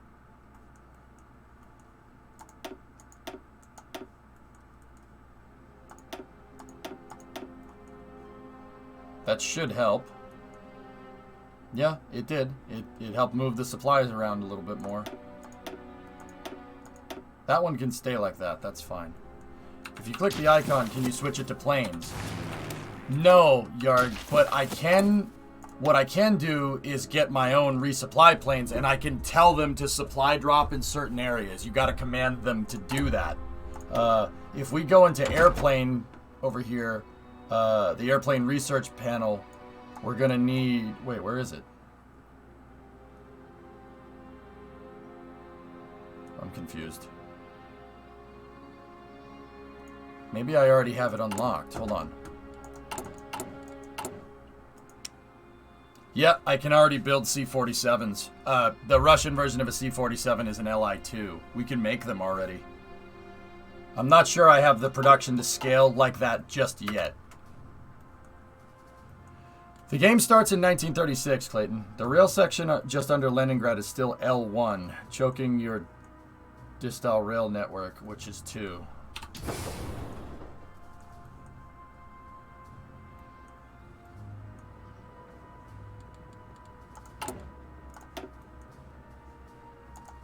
Oh.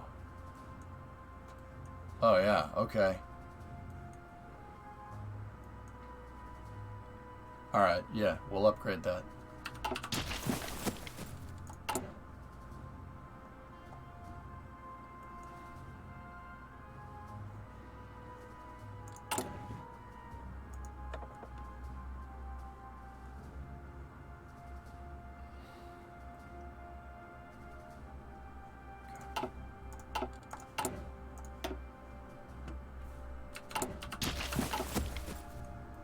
Right now, you should not do that. I'm just... No, yeah. That's for later. I understand. Okay, get another fighter division.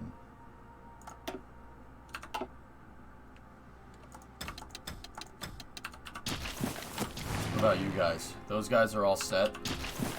What about you guys? Those guys are leveled up, but they still have junk planes.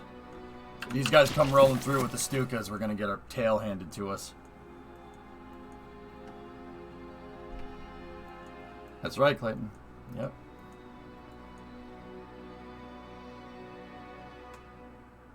Oh, you're mostly wondering to see if you could... I don't think you can set it. It's just... No, it's a lot of trucks, horse, some trucks. Now, let's see what that did to my supply, though. See? We set all those things down, and now we have minus 59 trucks. Now we're running a deficit of trucks. We'll eventually run out because my demand went up for trucks like crazy. Because I have all these upgraded supply depots that are using trucks now.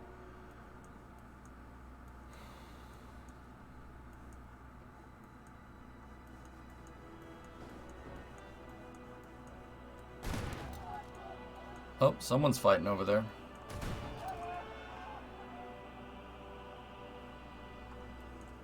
So why does the game start in 1936 before World War II? Because it's not just fighting the war, it's the build-up to it. It's managing everything, trying to get ready, etc., which is what I'm doing now. How paranoid is Comrade now? He's not doing very well. I mean, not as bad as it was, but also... I should have yeah, see. By the time that research up here for strengthening the mobilization, by the time I got that figured out, we'll have this national focus right there, and that will eliminate the political paranoia, and it gets rid of a lot of the debuffs that come with that.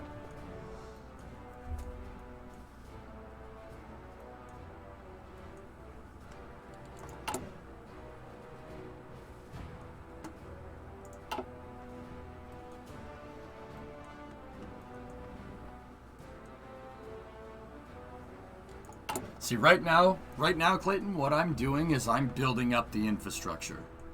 We're building up train lines, I'm building up factories, supply depots. Delivery for Eric Johnson. Hello? Hi. somebody informed me we had a box of cookies on our porch, so immediately I had to run downstairs and get them. Okay. It would be E.G. John Clark, by the way. Yeah, I know.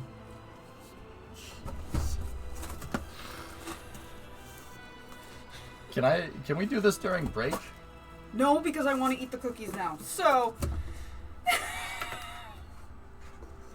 What is this? We got cookies from John here. Oh, look at those. Oh. Nice. Oh. What are these, John? They look like snickerdoodle or something. Yeah, I think that's what they are. Are these marshmallows? Did you use marshmallows as packing material? I'm not upset. Yo. Bro. What is all this? What? Can you hold this? Yes. Dude. No way. Oh! Do it for the other Dale, man. Go and throttle up. Yes, my guy. Hog. This was the car I rooted for when I was a kid. Oh, really? I love Dale Jarrett, yeah.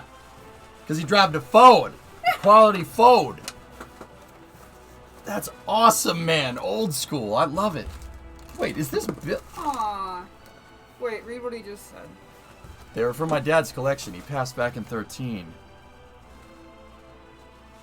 This is amazing, dude. Look at gold-plated Bill Elliott 94 Thunderbird.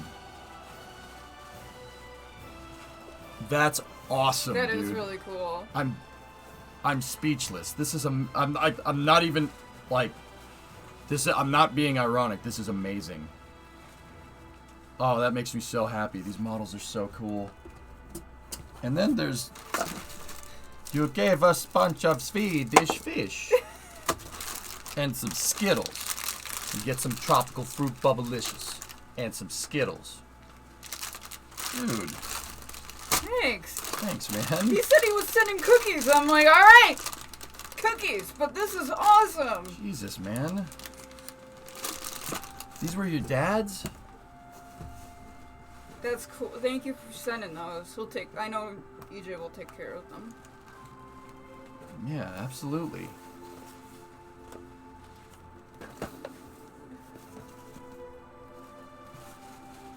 He collected 1/24ths. That's so cool, man.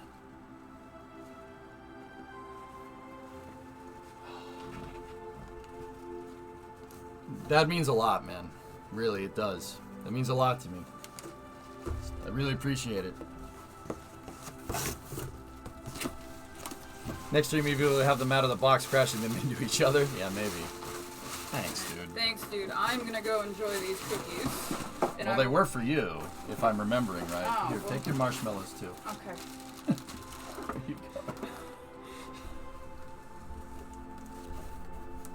Also, you are my top streamer this year, so I don't have to worry about it. Nice. I was worried it wasn't gonna be you, and then I was gonna have to deal with that. The cookies should be Snickerdoodle and Turbo Ginger Snaps. Ooh. That's right. Yeah, dude, gold-plated Bill Elliott. That's sick, dude. Fastest NASCAR driver around, man. 225 in a NASCAR? 225! That's unbelievable. No, Clayton, these are never getting opened.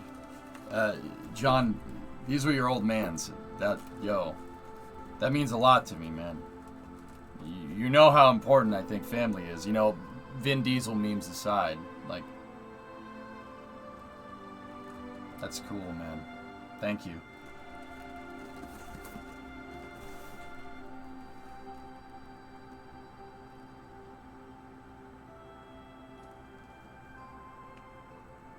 Dad used to collect 1/24ths. I was always a 1/18th scale kind of guy, but these mean a lot to me.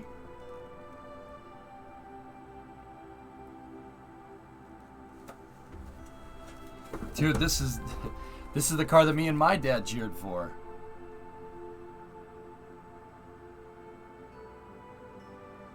I mean, we still watch NASCAR together. I fortunately have my dad. My dad's still here. I've been very lucky, you know.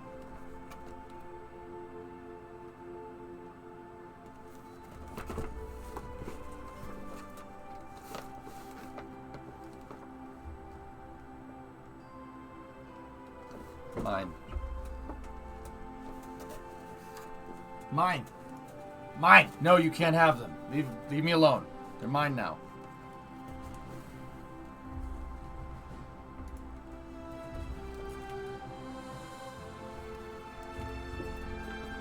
I'm putting those up on my mantle.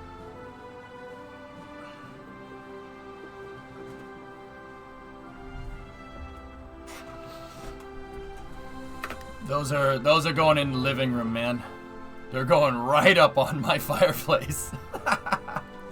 All right, let's get back to doing supply. Yeah, 87. Yeah, I think that sounds right, Woody. I mean, 212 in a freaking NASCAR is booking, man. That's so fast. And you know what's crazy? The frost on the CH4 tank is gone. Line on the LOX tank is lowering. Cool. You know what the crazy thing is? Back in like 87, guys. So NASCAR up until like the 90s, well, pretty much into the 90s, like what was it, the Gen 3 or Gen 2 car? They were still stock cars. They had stock floor pans. They were highly modified stock cars, but they were still stock. They were still a stock chassis, which is cool. So like the Thunderbirds from that era of NASCAR in the 80s, at its bare bones was still a Fox body, which was cool. That's really cool. The NASCARs were actually, like, the underpinnings were stock, were stock cars.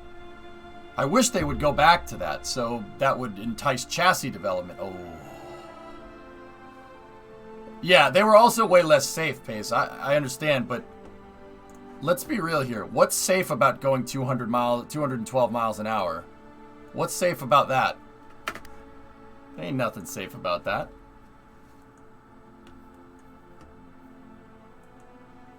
Yeah, that's cool, man. I wish they'd go back to modify homologation rules, but we're way past that point. Although the next-gen cars are pretty neat. Yeah, Ian, I'm flattered. Like, that means a lot to me, dude. I love stuff like that because you know, like I said, family, memes aside, I love my family a lot, you know? And as I get older, it's something that I treasure a lot more than I did when I was younger. How's Hearts of Iron going? Pretty good. 200 miles an hour is very safe, as long as you don't stop suddenly, yeah.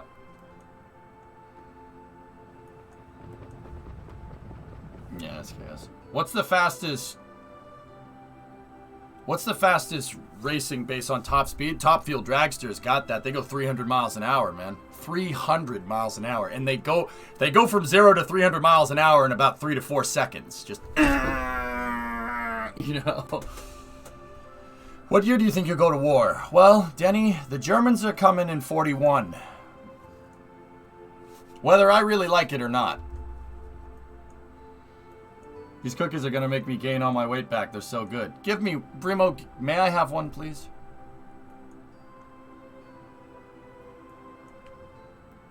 The Earth is hurtling through space at 66,700 miles an hour is Earth's orbital velocity around the sun. The more you know. Bum, bum, bum.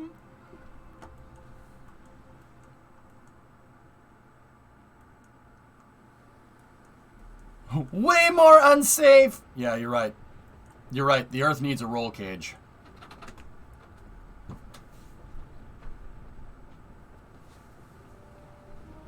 Yes. Cookie. So eat this one first because it's not as spicy as the...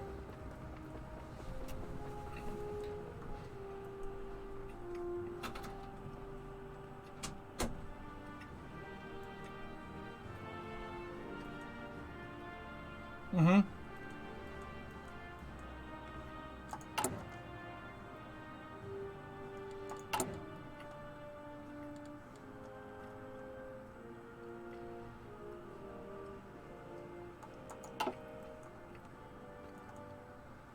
Indeed, Matt.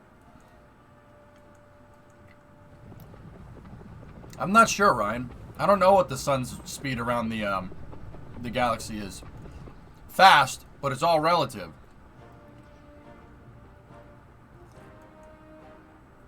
And yes, our magnetic field kind of is a roll cage, isn't it? Okay, we're going into the turbo snap. The snickerdoodle cookies were delicious. I love snickerdoodle, man.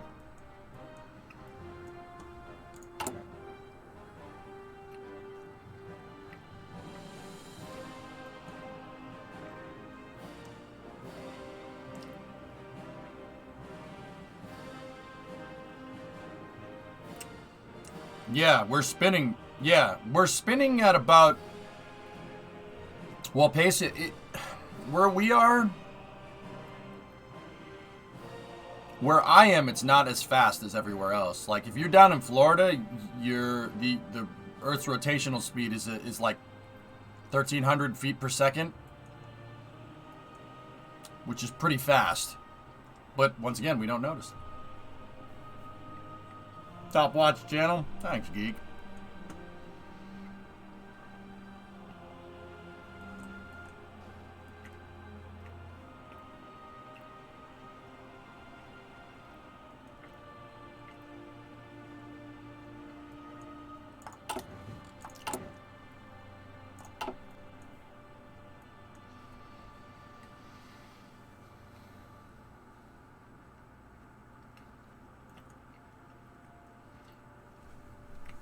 John, your wife make these?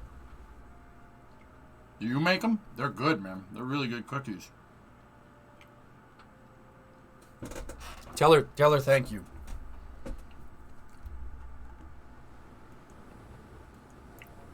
These are really good. Tell her thank you. Seriously, from the bottom of my heart. I appreciate it, and Merry Christmas or Hanukkah or whatever you guys celebrate. I really, really appreciate it.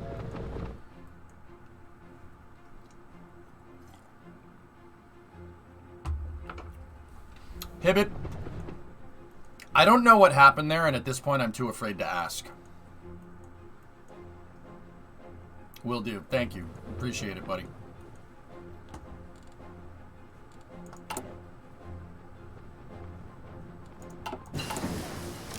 Okay, we got the cryptology department up.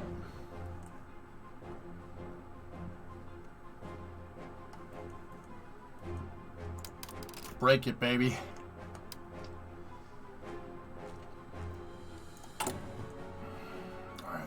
We almost got divisions deployed to reinforce the 9%er division right there.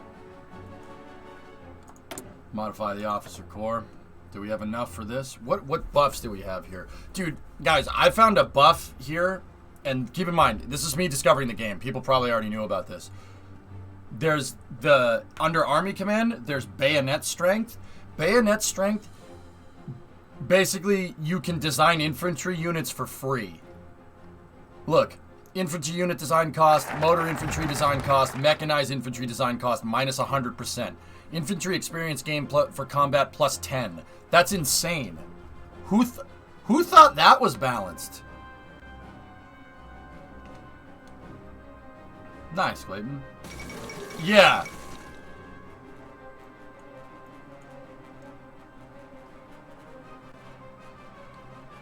Oh, Anschluss. Oh no.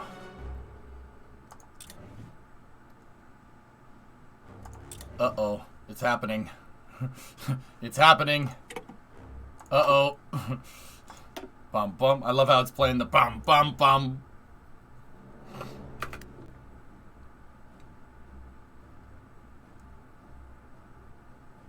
Yeah. Yeah, SKS, that's fine. Yep. Germany they basically annexed Austria, and world tension just spiked. Come on, baby. Give me block.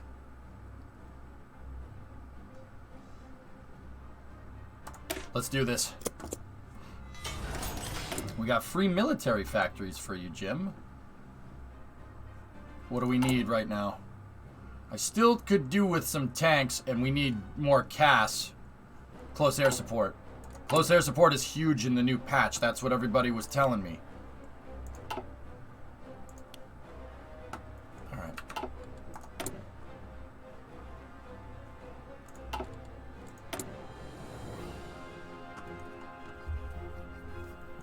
Oh yeah, SKS? I was watching a guy streaming this game this morning about military police freebies based off of getting those checked off. That's really good, because I can just reorganize divisions on a whim, which is unbelievable. That's a really crazy buff. What's Spirit of Division here? I don't have any Army XP to do it. But we do have some Air XP that we could use to mess with the Red Air Force here. What do these give? Entrenchment speed, division speed, organizational loss when moving is -15. That's really good. Whenever you decide to mobilize infantry in this game, your organization goes to crap.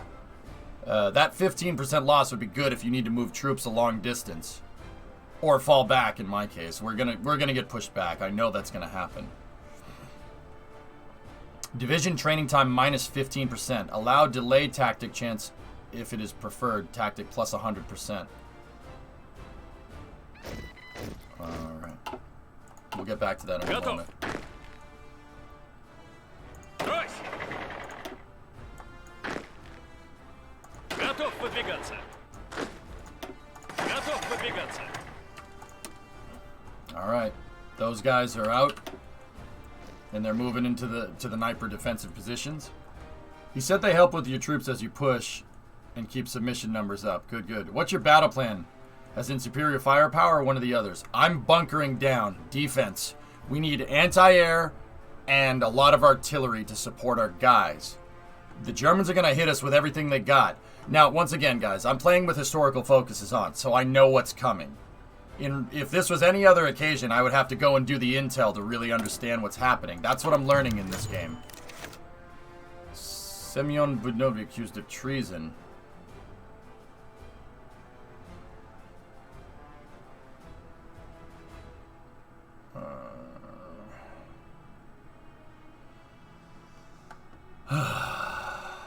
Man, this is crippling stuff here.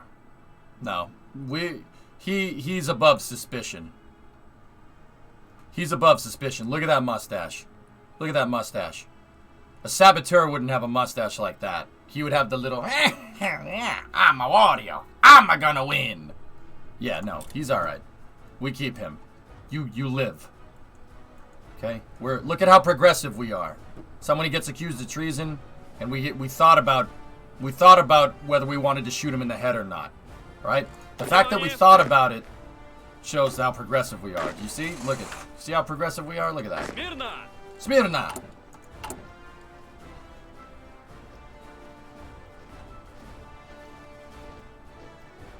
Not enough manpower to train.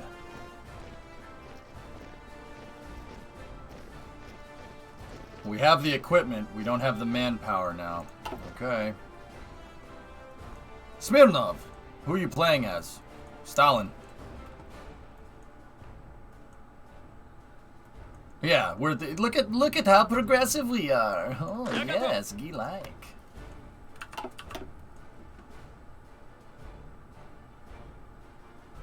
What am I gonna wean myself off of? Nothing.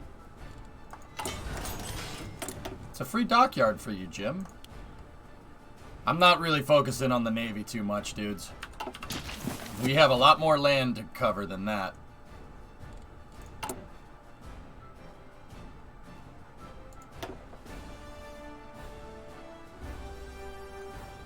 Service guarantees citizenship.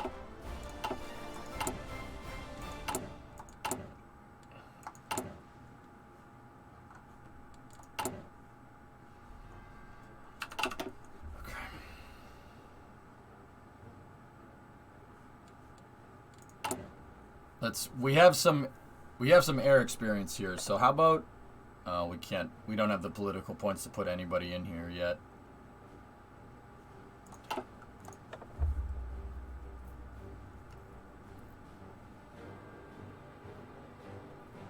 Air advisor cost minus 75%. I might do that one right now. What is this? Light aircraft research speed, medium heavy duty aircraft speed plus 15. That's actually not bad. That's a good one too. Effective training programs, air wing training experience gain plus 25. Branch independence shift.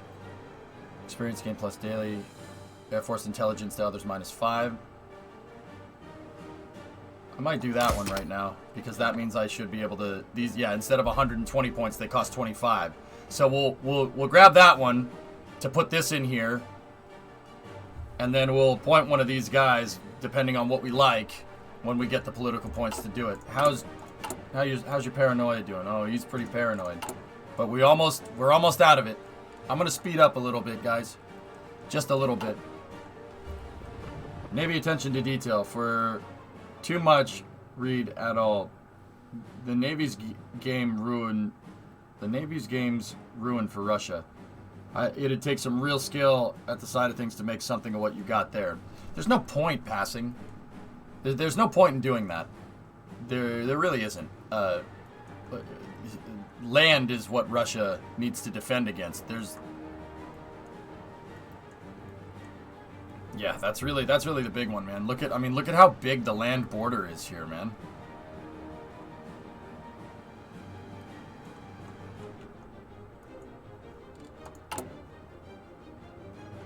Cryptology department's doing its thing. Operations.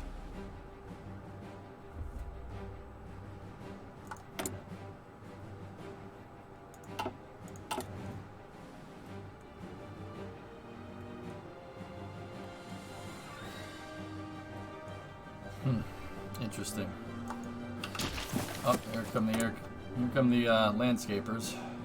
Oh, we have no air doctrines selected right now.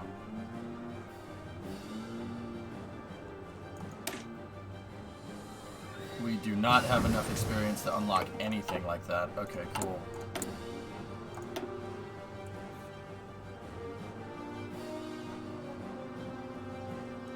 Leaf blower in the winter?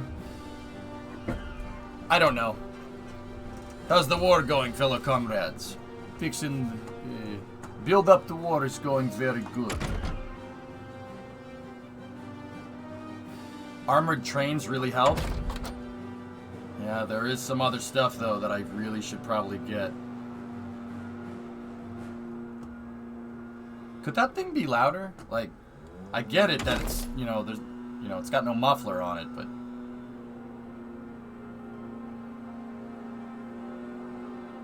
Yeah, John, I'm with you on that one. Is that a leaf blower? Yep, landscapers.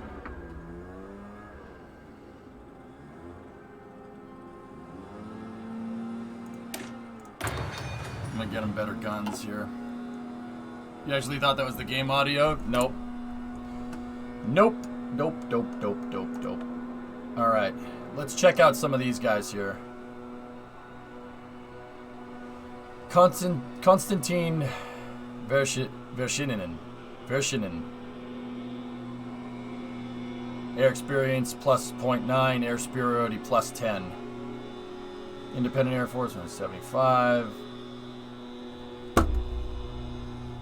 What the hell are you leaf blowing? Like, what are you blowing? Just all the grass is dead. I don't understand. Bad weather penalty -20. That could be useful. Nationalist victory in Spain. That came a little bit quicker.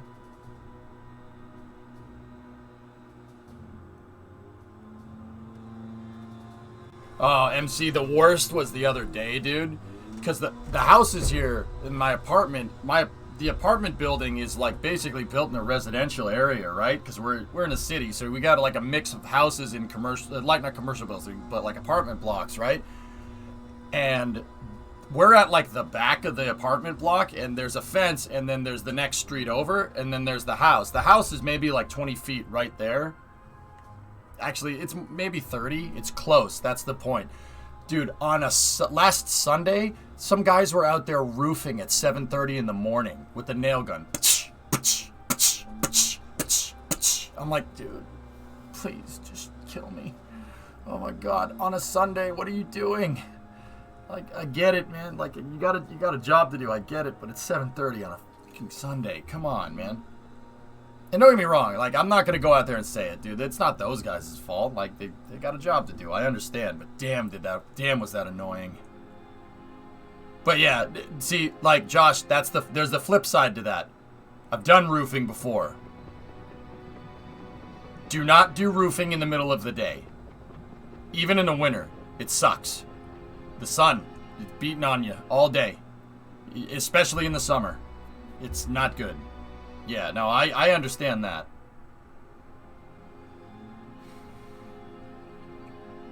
Yeah, so is ours, PK, but yeah, they started a little bit early, but it's alright. Now you can make s'mores with your digestives. Nice.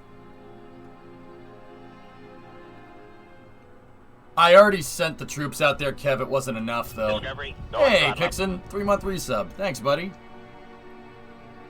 That's actually not a resub. You just subbed for 3 months. That's the reverse of that. That's the opposite. Thanks, man. I appreciate it.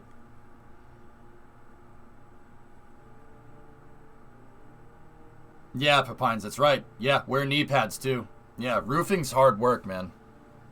I've done roofing before. Not professionally. But I have done it. They, at my parents' house, we have a shed in the backyard, and it's not a small shed by any means. I roofed that. I roofed the whole shed. And that was just a shed. That wasn't even a whole roof, but that gave me some pretty good context. All these guys are about the same. So air superiority. I'm going to go with air superiority. Let's put Constantine in there. What is the land doctrine right now? I think we got mass assault. That's what I have unlocked, but I do not have enough. I don't have enough army experience to change anything. That's what Kev was talking about. Sending the advisors, right? That's the army experience. So what's my experience? Current experience is 12.05. Daily gain is 0.14 plus 0.16 daily. From army exercises is 0.003. And then I have a 10% modifier on that. And experience is capped at 500. As your equipment is used in combat, you gain army experience. This means that you can gain army experience when your division's engaged in battle, or if you have lend-leased equipment to your allies' wars. You can also... Oh, if I lend-lease somebody equipment? I didn't know that. That's cool.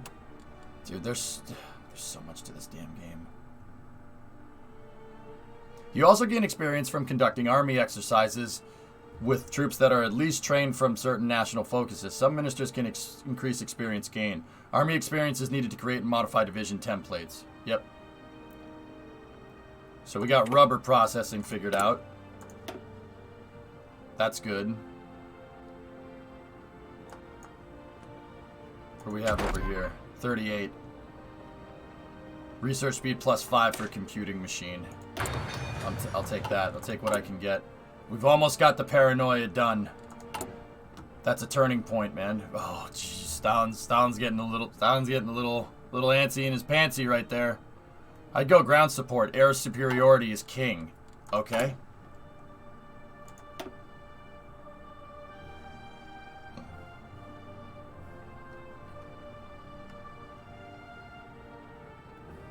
Would that be over here?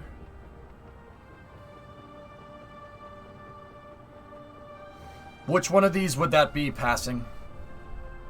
Yeah, I got you, Clayton. Battlefield support? You already did it. Oh, okay, yeah. Air superiority for... Yeah, okay, alright, I got you. With the general. Yeah, okay. With Constantine, yeah. Yeah, I agree with you. I agree. So, now, for the doctrine, which one of these has CA... That's CAS, direct ground support. Yep, okay. When we get this unlocked, battlefield support is what we should do. Naval doctrine I don't care about. We have a mass assault doctrine right now.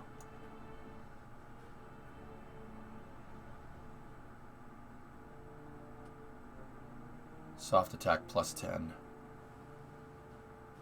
Mobile warfare doctrine takes it on variance breakthrough. Mass assault is the reinforcement rate plus 2, minimum training level minus 10. Yeah, this might be good to start off, but we might need to change that through the war. Space news soon. Let me get to the next kind of milestone with this, Thomas, and then yeah.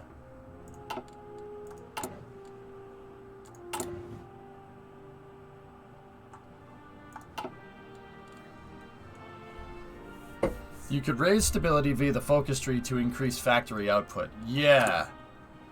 Yeah, Snooze. That's pretty much my next step. my first real big goal that I wanted to do was get rid of the paranoia, because there's a lot of crappy buffs that come with that. So, like, Stalin gets, you know, you got to keep the political paranoia meter down. So you have to do a stupid freaking decision here, and that decision puts debuffs on pretty much everything. So, like, we have, like, look, stability minus 20 from the Trotskyite plot. We need to get rid of that. Political power gain minus 15. And we have politicized military, which basically makes it harder to do everything. We got to get rid of this crap.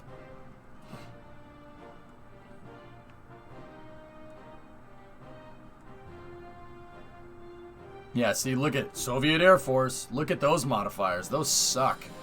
Yeah, we really, really, really need to get rid of that. And then the Red Army. Look at that. That's terrible. 25% experienced soldier losses. Division org minus 15. Oh, man, this is all screwed up.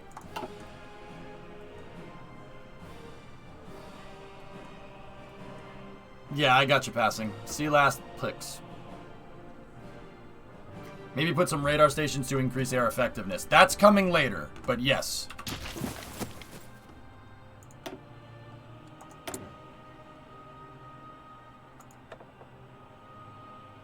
We don't have enough for that.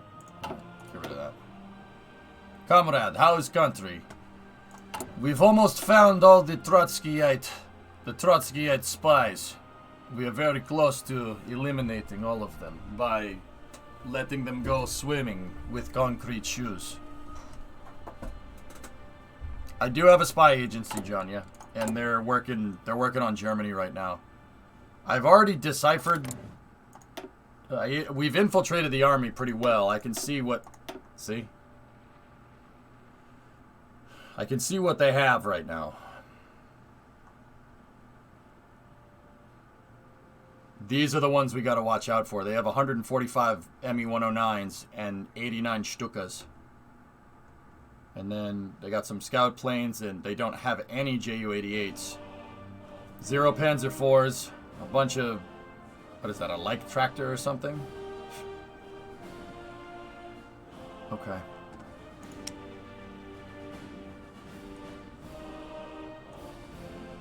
That's the stockpile, not the actual Air Force. Oh.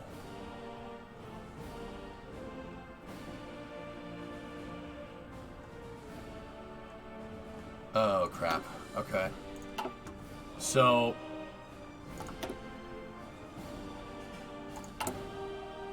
To get those numbers, we have to do this passing, right?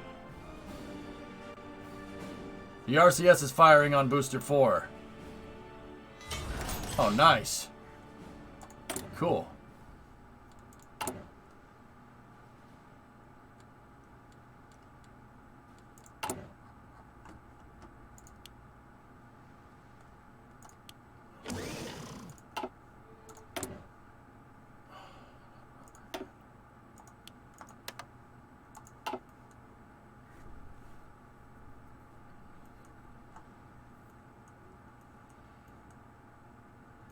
About 1,300 planes.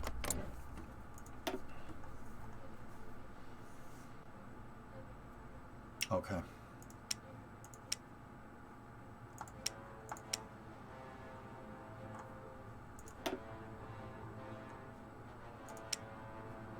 Okay, that's what infiltrating the Air Force does, huh? We should probably do that.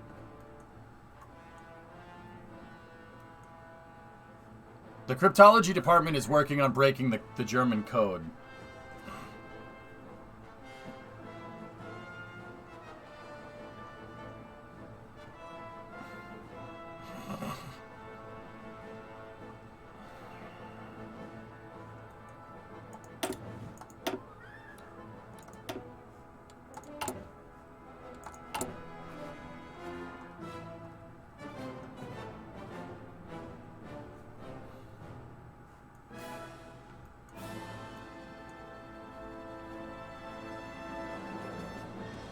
I really want that Air Force intel, but I have 2 intel networks that are nice and built up here.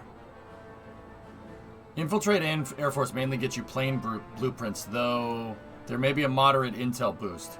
Okay, let me rephrase what I need, what I'm trying to say. How do I get these numbers? Is there any way to get these numbers so I can figure out how, like, plane what I'm going up against? Or is that all we have?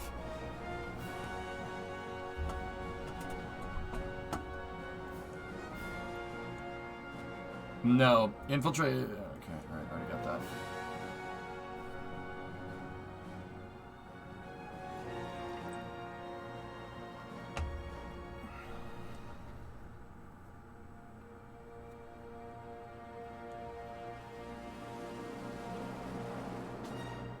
You need more intel in general. Operatives, scout planes, and decryption. Okay.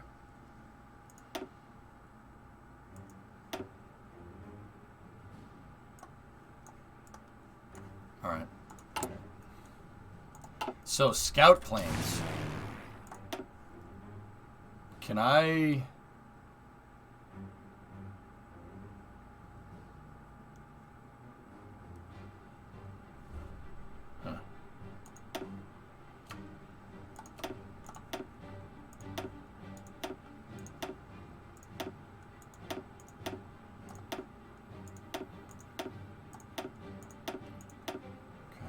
I did that on purpose. Train up. We have to have a specialized scout plane, don't we?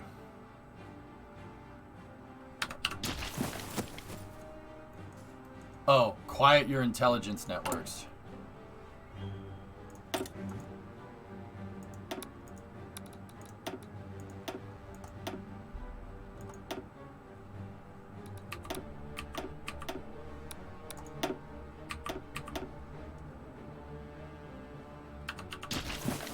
Yeah, the maritime patrols can scout ocean zones, okay?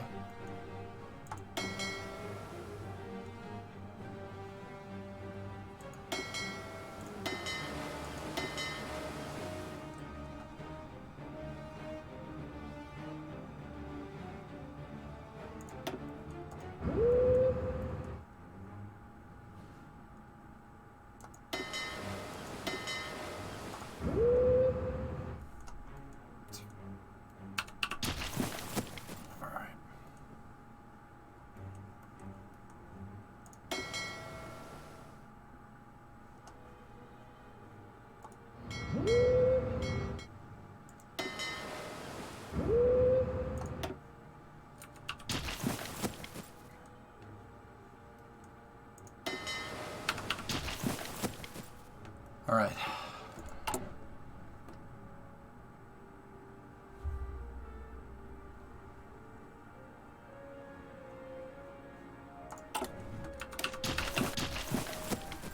I should get more operatives, but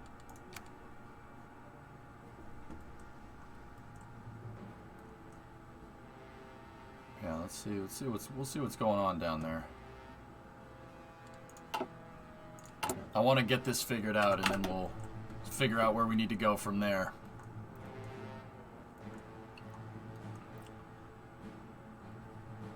I don't think I have any scout planes in production, though.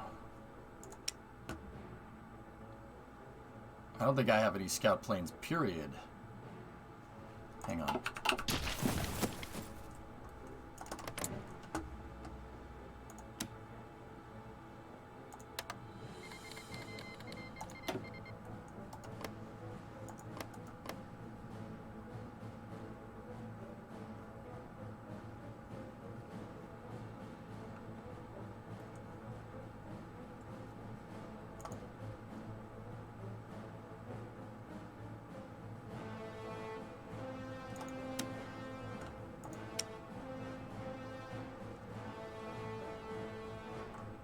Nothing.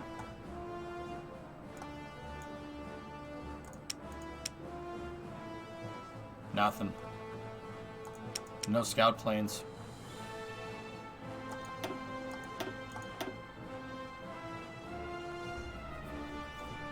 Unless we could use interwar fighters as scout planes, I don't think so.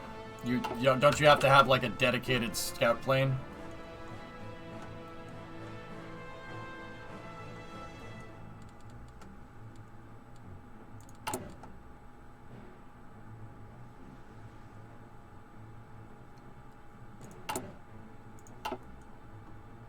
They have to be a dedicated scout plane. Okay.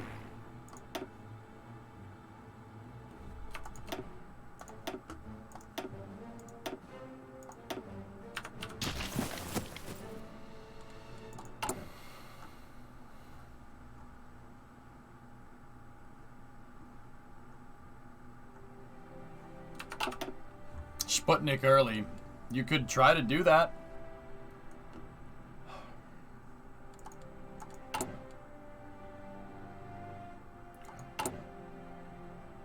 We're actually making up that deficit on tanks. Man, it's taken years to restabilize this thing, man. Yes, build your inspection planes. That's right. That's right. They're just inspecting.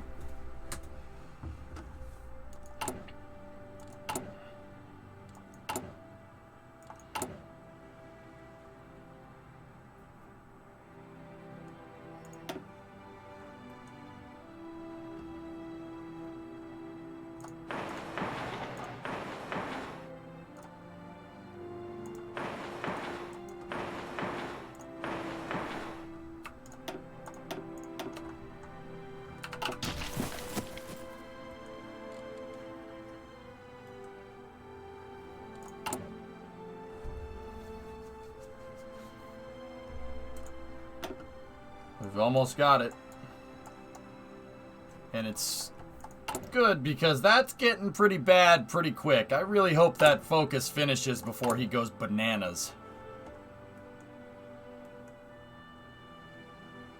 Yeah, passing. You know what? There might be. Hold on. There might be a... Oh, no. Yeah. I'll throw in for the scout plane next. That'd be cool, though. Yeah, I agree with you.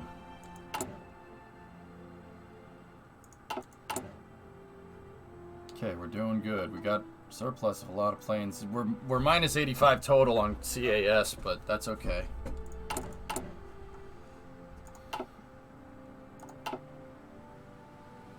How are we doing on Arty? Got a lot of extra artillery. Good. That'll be good for when we redo the templates.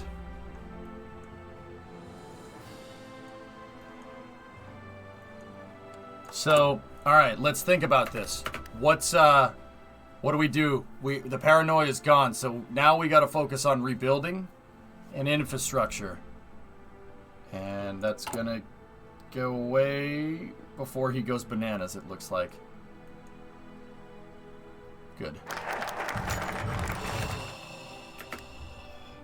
The block-in rights of Trotsky, its first Moscow trial. Another group of traitors brought to justice. Bye-bye. Excellent. Okay.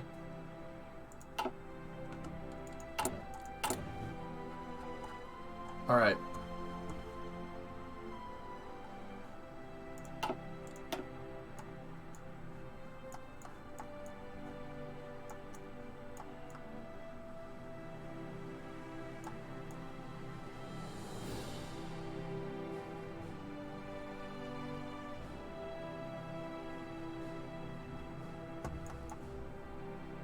That's only a 35-day thing, but we're not ready to even bother with that. So...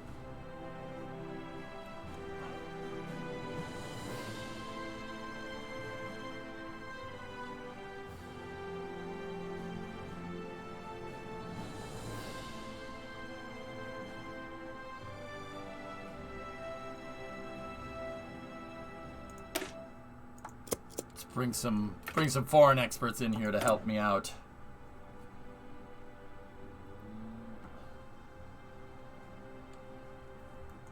Okay. We're good. I'm gonna play for a little bit longer, just kind of figure out what I need to do from here. So passing, where do you think we should go from here? I got foreign experts. I'm thinking start getting these bonuses to production and research speed and whatnot. We really... The next phase, basically from now until, like, for the next year in-game, we should be focusing on getting all these bonuses. I do internal affairs for more stability. Why? Snooze, I'm still new to this. You've got to help me out here. So we get some political power from it, plus it gains base stability to plus 10, right?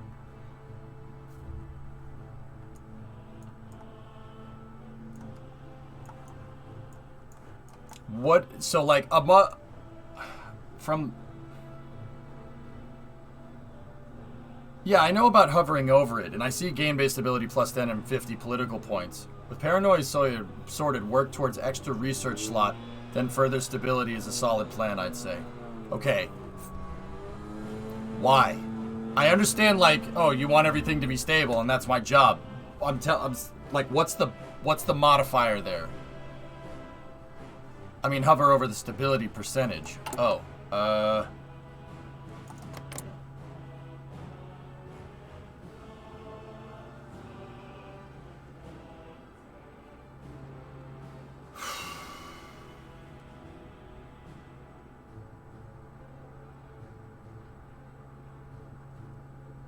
Oh, it's just up there. I got it.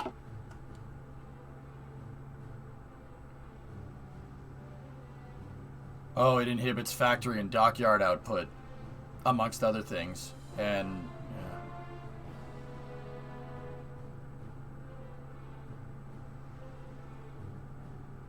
Oh, we still got to get rid of all that. Alright. So factory stuff is the plan, right?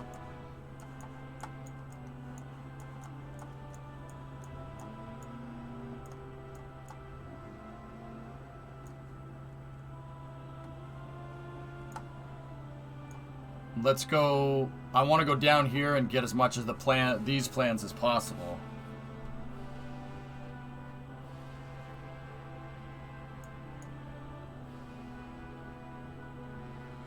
Yeah, I got you, Snooze. Cool. Thank you.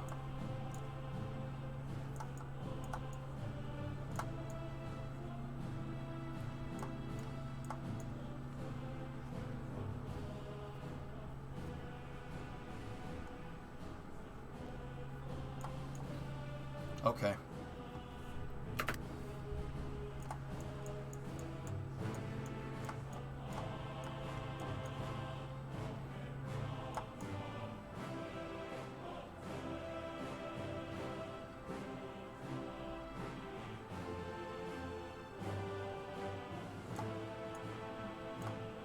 All right.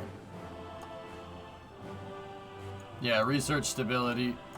Research, stability, negate malices. As soon as you have the factories to allow it industry. Okay. So, yeah, we're gonna go for the Academy of Sciences. Do you guys want to flip to space news now, or you want to keep going with this? Kind of want to keep going just a little bit longer because I slept in because I'm an idiot. Because I can't freaking go to bed at a reasonable hour because I drink too much coffee. Alright, we'll go a little bit longer. Depends on how short space news will be. Yeah, I know that's a little bit of a loaded answer, Yarg, but yeah. Alright, we'll go a little bit longer, that's fine. I mean, there's not much space news. The Booster 4 is being tested and... that's about it.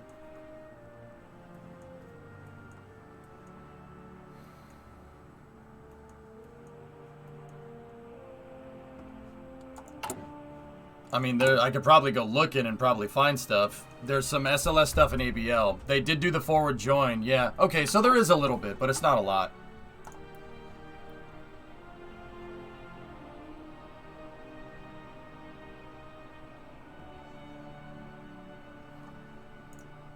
Abatoxin, what is this? A domestic newspaper warns of the Russian space program's rapid collapse. The space program is rotting from within.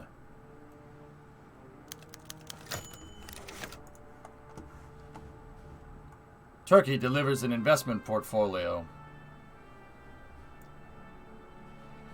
Representatives from Turkey visited our country and met with many of our politicians in the hopes of garnering endorsements from their investment scheme. The government of Turkey would like for us to use our resources to better their own industrial capabilities and output. Turkish officials have inferred that by assisting their nation, we might be able to expect aid of our own in the future in the form of a military alliance between us.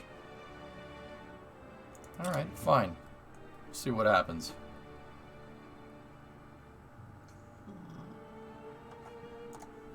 Yeah, okay. There's a little bit of space news, but we'll keep it brief because I want to play Icarus with Yarg. Yargnit will return to the stream. So, for the people that don't know, I played KSP with Yarg commentating on it for a number of years. Yarg, I appreciate it, man. But also, you're wrong.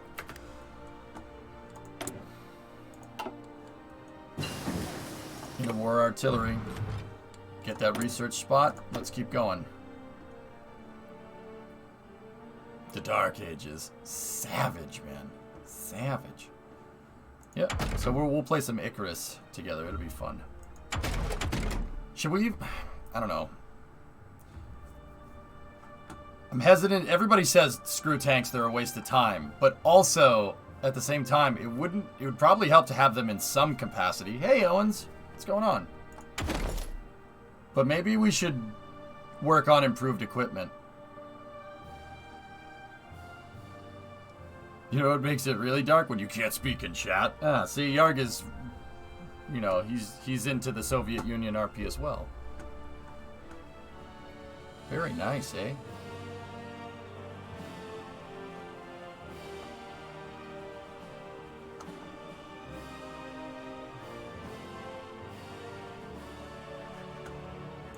How many vents do you want?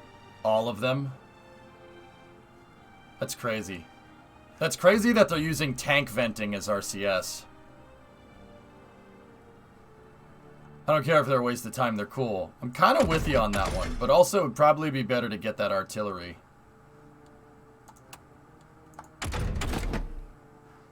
You know what? Scout planes. Scout planes are what we want.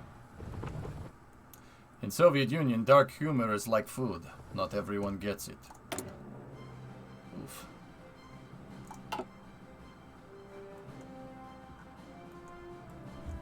Oof.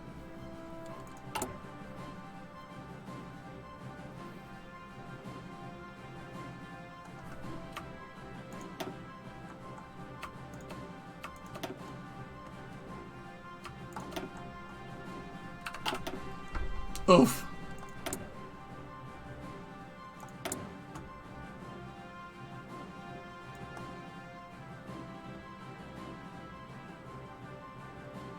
Crimea River.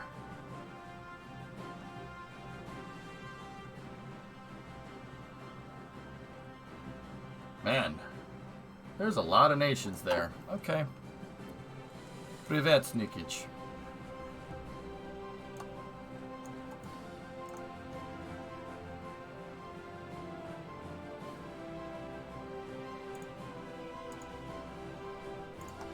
Dobry wieczór.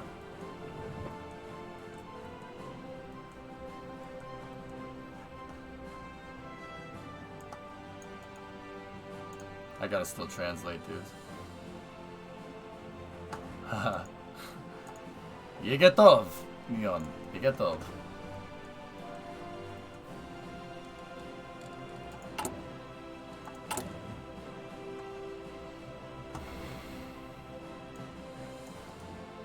What's that, Blood Fam?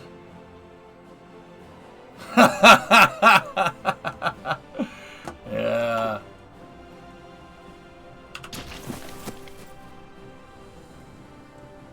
Blood Fam, remember what Alec Baldwin said to Sean Connery in Hunt for Red October? Remember what he said? He said, sorry I shot you in the face. Oh wait, no, that's something different. He said, it is important to understand your enemies. Remember, he said, and Sean Connery, it is. Bang, bang. Yeah, see, okay, alright, we're on the same page there. Also, Ars Technica bad. Alright, Vasir, what do we got? That was a joke about the enemies thing, by the way. Brewskis don't take a dump without a plan, son. Combat tactics, Mr. Ryan. That newspaper is hardly government aligned, and this article is an op-ed from a guy who writes all sorts of wacky articles like Russia's COVID suicide and Putin canceled capitalism. Oh dear. Okay. Vasia, that's what I thought, man. Like, Vasia, I still don't understand where everyone gets the, oh, Roscosmos has no money argument from. I still can't figure out where that one's coming from. For the life of me, dude. Like, I got you guys here translating the articles, and I'm reading the articles, and I'd like to think I got a little bit of insight to it. It doesn't seem like they're out of money. They're building new headquarters. They're building new launch pads. I mean, heck, they just put in an order. They just upped Soyuz production for tourist flights because they're making money off tourist flights. They just upped Soyuz production to 6 a year, which is the highest it's been ever. Like, the road in Boca is open. Got it. Are you going to cover James Webb? Yeah, Blood Fam, even though it's on freaking Christmas Eve, man. Like, alright. They probably compare Roscosmos' budget to NASA's budget.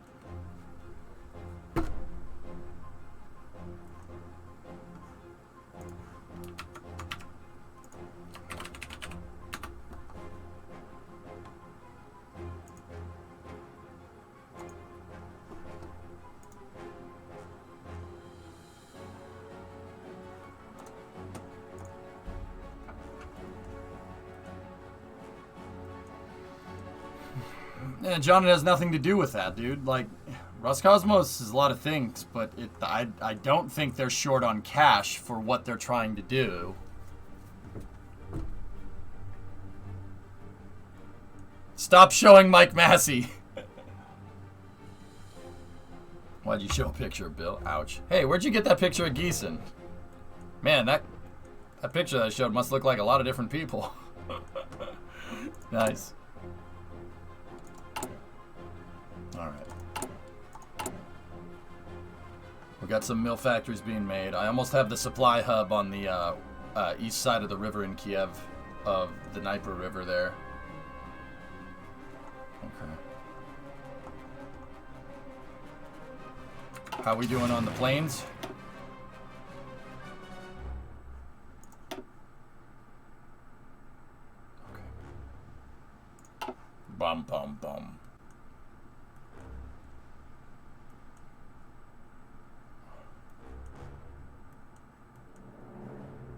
Yeah, I know, passing, right?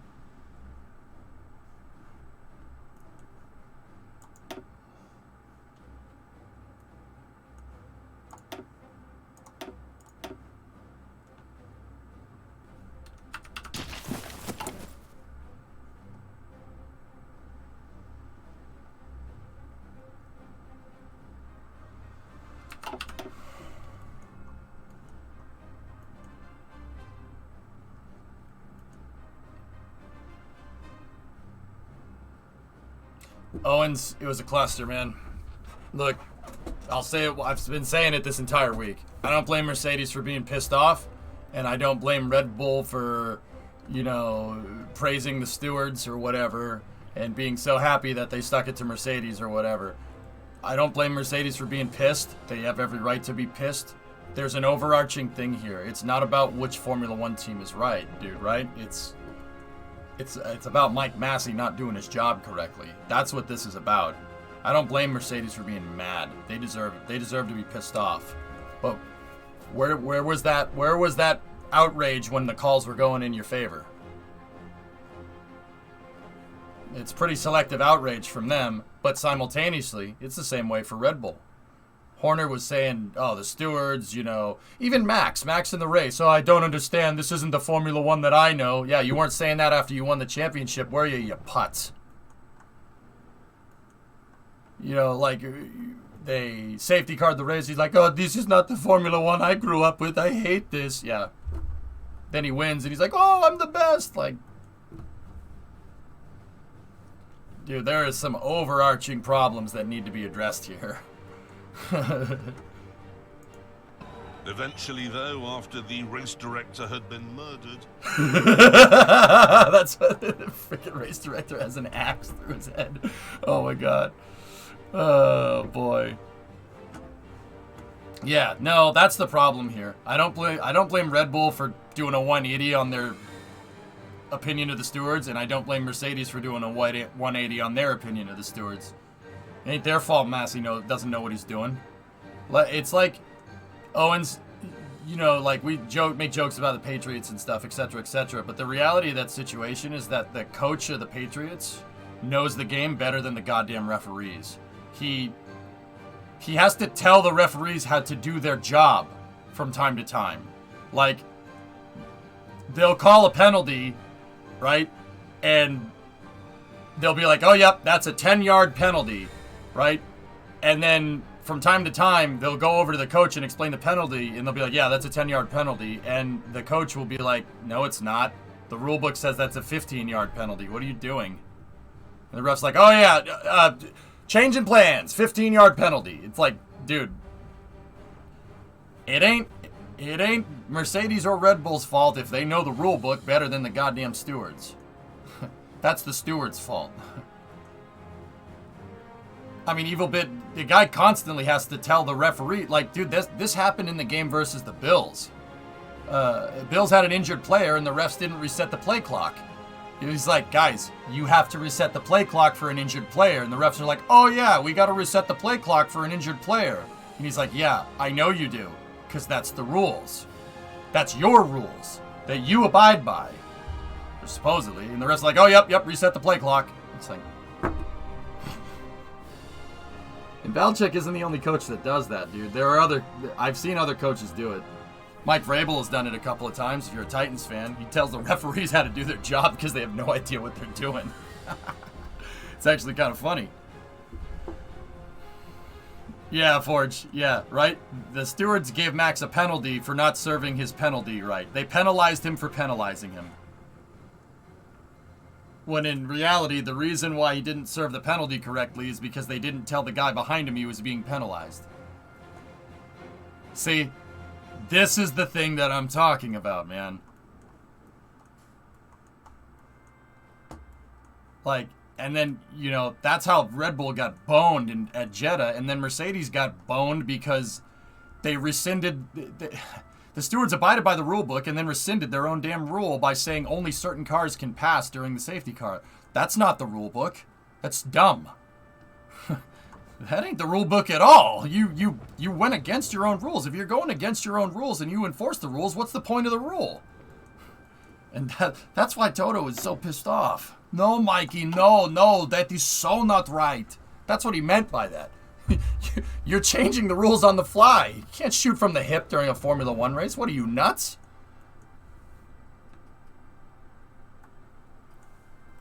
Did you hear that Bills Mafia donated $40,000 to a charity for the blind in the name of the NFL refs?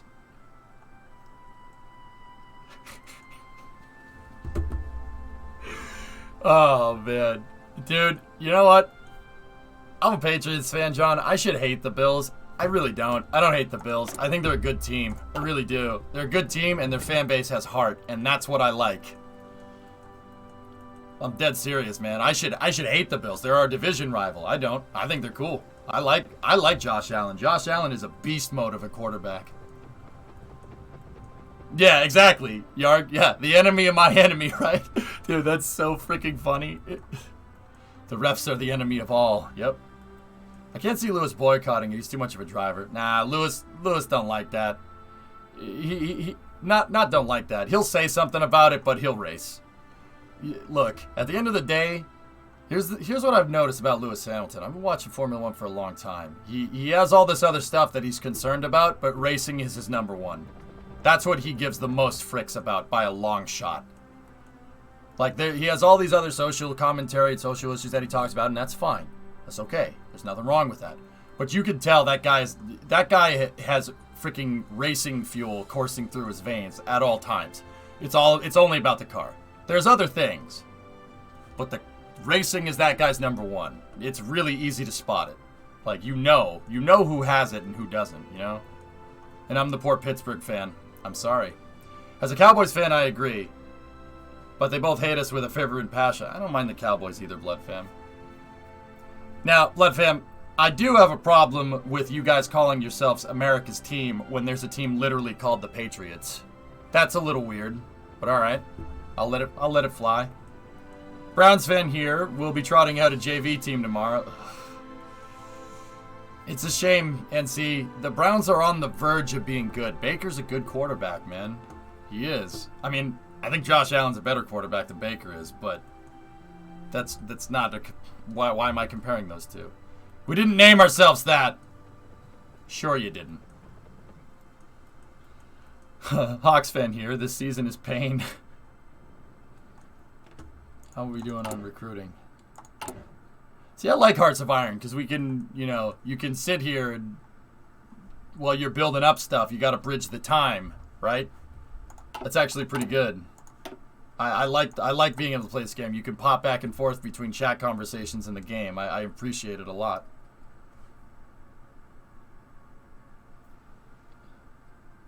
Vikes fan? Oh, McMuffin, I'm sorry. And McMuffin, Cousins is the same way. Cousins has points of greatness where he shines, and it's like, wow, this team's going to the Super Bowl. And then he goes back to being Kirk Cousins. Like, I don't know what that's about. Can you develop the atom bomb in this game?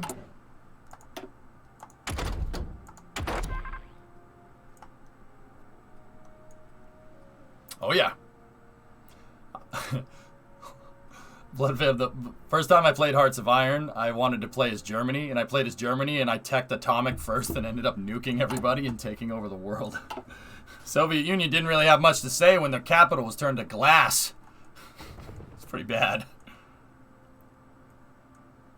Savage.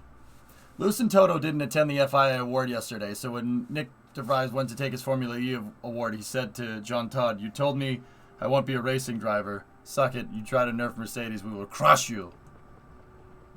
Forge, look. You know what I like about Mercedes? The fight. They got fight in them. They got heart, man. They got fight in them. You know, people could construe that as whining. But guys like Toto Wolff, guys like Lewis Hamilton, no. This is only going to strengthen their resolve. You don't question, like, Toto's pissed. And he will not forget this next season. So that guy is going to put his foot on the floor, through the gas pedal, on the floor, out the floor, and Fred Flintstone the car. Not literally, that's... Mercedes raft will be swift, and next year we'll lap the entire field after the 4th lap. See, you know what, Forge? I like that. That's some Chad stuff. I actually kind of dig that. I appreciate that a lot. Don't test me, fool. You screwed me. I'm gonna mess you up good.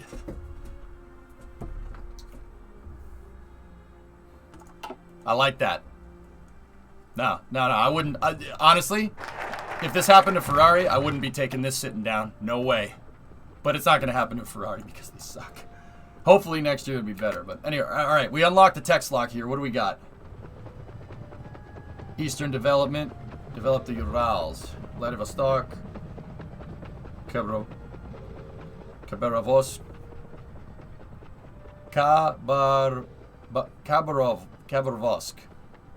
Can't say that dang word. Are there any U.S. auto brands in Formula One? There used to be, John. Ford was in Formula One for a long time. They pulled out after the recession in 08. Ford was in Formula One from the start. Ford Motors have won more Formula One races than anyone except for Ferrari and Mercedes. True story. Ford has a great history in Formula One. Khabarovsk.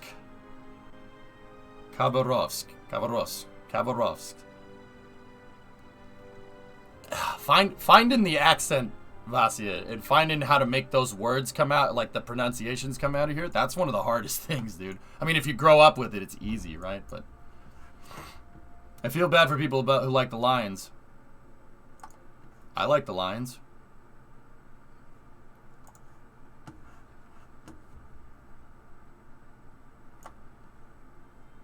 Haas uses the Ferrari engine. So if Ford comes back to F1, would you root for Ford instead of Ferrari?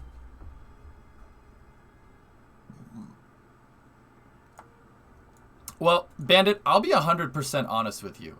When Ford was in Formula One, I still didn't root for him. Which is, yeah, I don't know. Nowadays, yeah. I mean, I'd definitely be cheering them on. I definitely want them to do good. Absolutely. But, you know, I need a new favorite driver, to be honest with you. Kimi was my favorite driver he's been my favorite driver for like 15 years. Since 2007, for obvious reasons.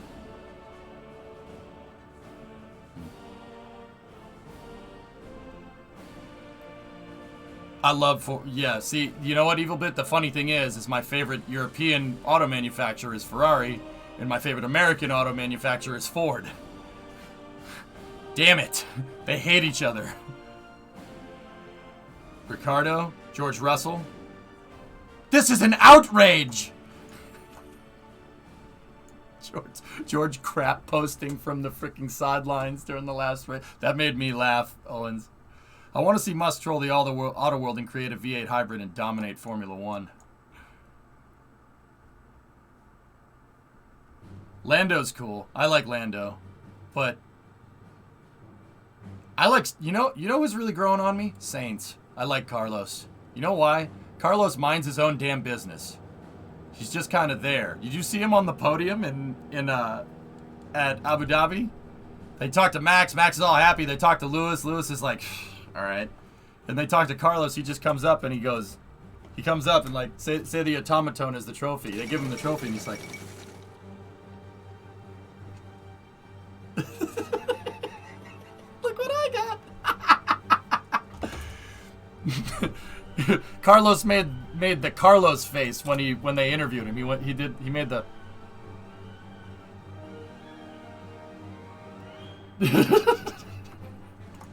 the funny guy. I like that. All right, let's develop out the Urals. Let's do it. Yeah, Papines.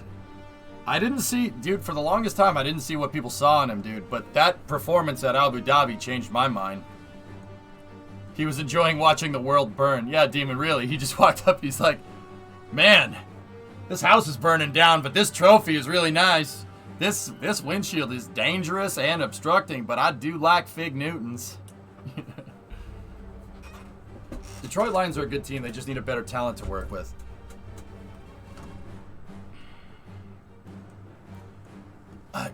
Yeah, Clayton, they're okay.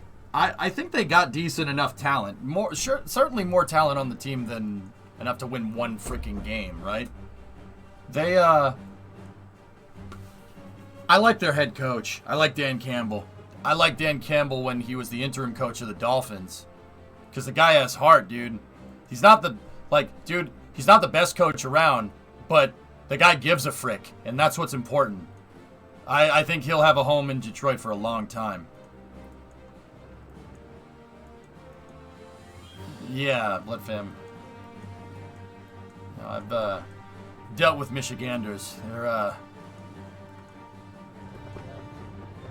yeah, it's different. It's different. No, I like Michigan. Seriously, I like people from Michigan. Most people from Michigan are just normal. I'm serious. Like, they're just normal people. Like, you go there and it's just like, oh, hey, what's up? Like, just normal. You know what? In this day and age, I'll take it. That's fine. There's nothing wrong with vanilla ice cream. You know what I'm saying? And I'm not saying that Michigan is vanilla either.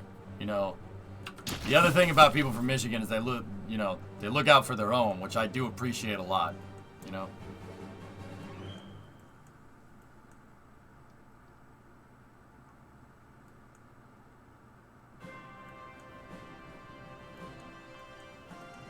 Like, the ability for Michiganders to be able to take crap and just kind of take crap in stride is legendary. Like, to borrow from a Bill Bailey stand-up routine, right? You know, you go to ask somebody in Michigan, you know, how's your day going? Not bad. Implying that most days are bad. They're like, all right, we're good. We're still here. You know, don't test the resolve. Those guys, those people in Southwest Michigan or Southeastern Michigan have freaking... that place has gone through hell and back, and people are still there, and they're still like, yep, hey, how you doing? It's like, okay, how have you not gone bananas yet?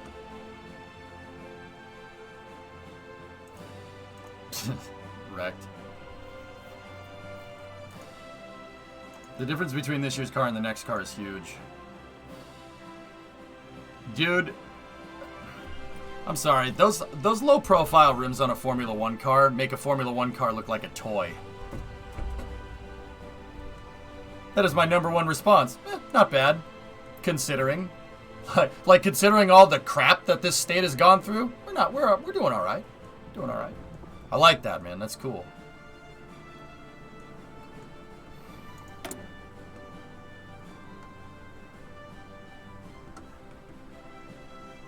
Yeah, evil bit. Yeah, so is mine. Or my future wife, I should say. Alright. Can we... What do we need? We need excavation 2 to start developing out all this stuff. I mean, we got plenty of natural resources. Being from Western Michigan, the weather can change on a dime, and you still learn to roll with the punches. Yeah, that's what I mean. Don't test Michiganders' resolve, man. You know? That's why I like it. Like, Brimo's family, dude, I love those. I love them. Love them. Just good, honest people that are very, very, very, very, very straightforward and, you know, their convictions. I really appreciate that. It's really refreshing, actually. Because out here on the coasts, man, everything's going at you all, like, just, it's just,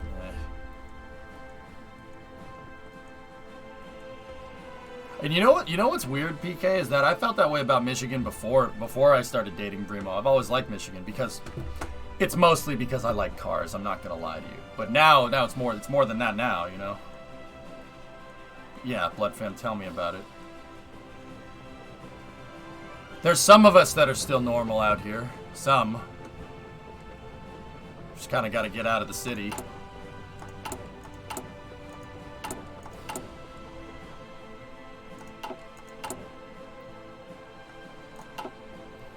Do we have any idea what they're planning for Starship landing legs for the Mars and on the Moon? Apatoxin, my guess would be lunar starships landing legs. That's my guess, but I don't know for sure. Blink twice if Brimo's holding you hostage to say this. Nope. Normal? Nah, we're all nerds. Did you just call us normies? What if I did, Nezzo? You got a pretty normal looking shirt on. What's that about? I got a Wenhop shirt on. That ain't normal. What if I did? You ever watch Leto's Law? No. Hey, Hobo, what's going on? How goes Hearts of Iron? I'm considering going to the Daytona for 24 hours. Worth it? Yeah, dude. That's such a fun race to watch. Enduro races are great, man. It's a fun time. That and also there's a bunch of things to do in Florida, and that's what nobody ever talks about. How we doing? Good. Man, supply depots really take a long time to make, huh? Damn. Fire broke out on an under construction frigate in St. Petersburg. Oh, that's an oil fire. Oh no. I hope people are all right. Oh no. That's an oil fire, dude. That's no good.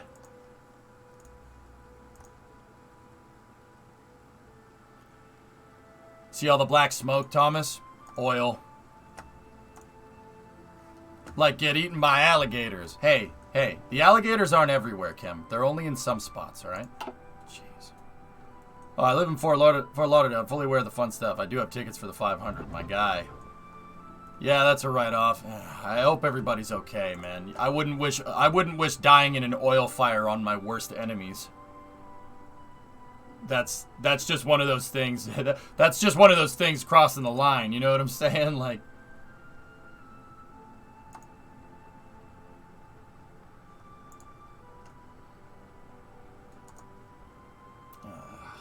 that looks like the one that happened in San Diego a little while back. I don't have any real enemies. Lapsalot, you know, I don't really hate any particular entity or person. I don't waste my time with that. It's just a waste of energy, dude. I don't know, like, it's just other people hate other people, dude. Like, am I not normal or something? I just don't bother. Like, and I try my best to not talk about people behind their back. If you don't have something good to say, shut the hell up. With that being said, there's some people that force my hand with that. I think you know who I'm talking about. I don't really like having my hand forced like that, and I don't want to be the jerk, but German mustache man I kind of hate. I mean, yeah, I guess. I don't know. I think Massey would look pretty swell in an oil fire. Damn, dude.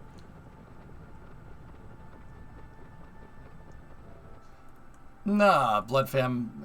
There are certain spaceflight reporters that I'm not really that big of a fan of. And I'm not like, dude, I don't like talking about people behind their back. I prefer to be straightforward, dude. You know that. But there's some articles here and there that are just so ridiculously wrong, and they're blatantly op-ed pieces being reported as journalism. I'll show you one in a second during Space News.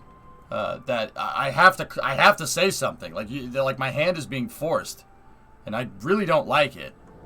I really don't like having my hand forced like that. But you know, it is what it is. Yeah, Bandit. Like I said, I don't like, dude. And even then, like, I don't like R's articles, man. I'm not a fan. But I wouldn't wish anything bad on Eric Berger. What are you, nuts? That would be ridiculous. That's what psychopaths do. Like, I just don't agree with the articles that he writes. Because they're wrong.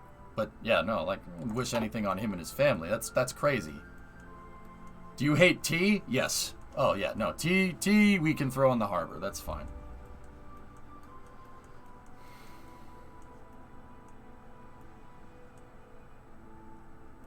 Yeah, I don't really occupy my time with hating things. You know what I mean? That's just... Why? Why would you do that? We got the cryptology almost broken? Oh no, that's gonna take some time. Alright. What about the research on those scout planes?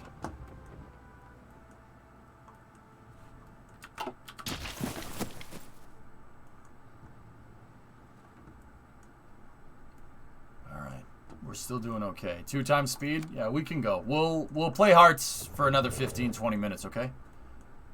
I know someone you hate, Angel Hernandez. I don't hate him, Blood Fam. I just think a career change might be the best decision for everyone. Maybe a career change to tending the snack bar or serving hot dogs or something.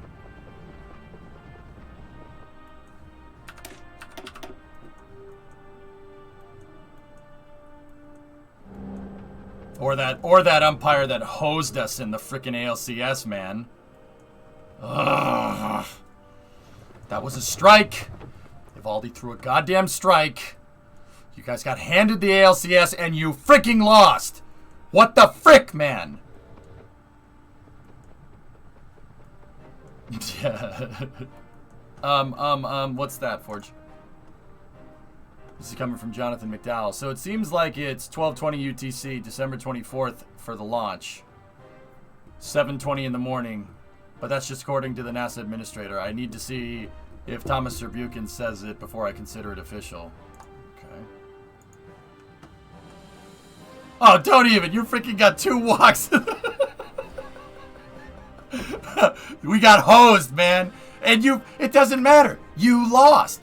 I was rooting for you. I didn't want to, but I will root for the AL team because I believe in the American League. National League. National League. Hilarious. But you freaking blew it. You choked. What the frick? Hey, you know what? You lost too. You know what? Our loss was more graceful than yours was. When you lost, it was very negative.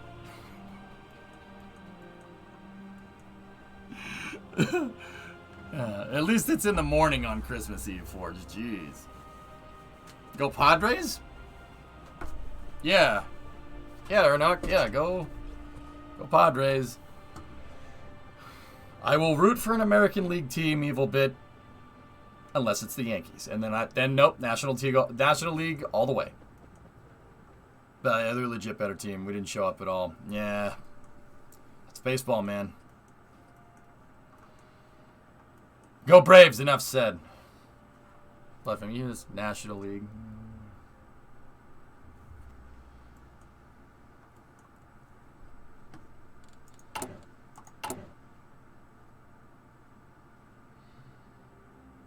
AL uses the designated hitter, though. Yeah, as God intended, John.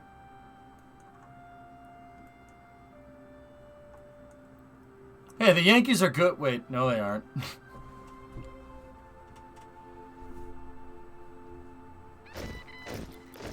Я готов. Я готов. We gotta wait for that, for those guys. You know what? We'll just deploy them. It's fine. Мирно. Смирно. До приказа. Слушаю. Готов выдвигаться. До приказа. Готов выдвигаться. Готов выдвигаться. Внимание!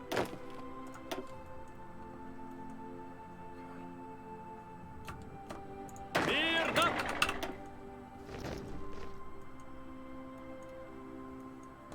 Looks like Mercedes will have their lineup.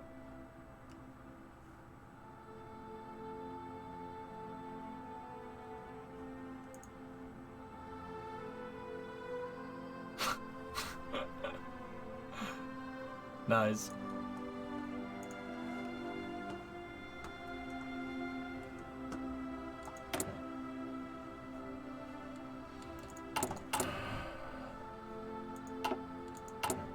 So I'm pining for that research slot right now, guys.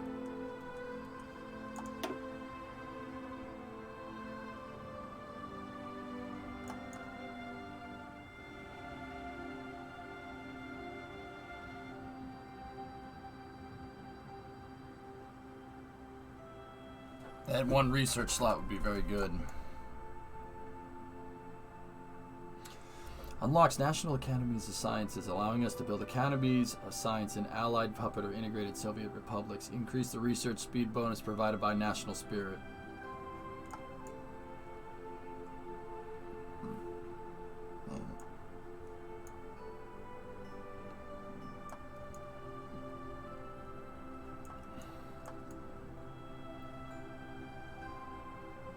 Baseball has some issues though. Viewership is going down and has been for years.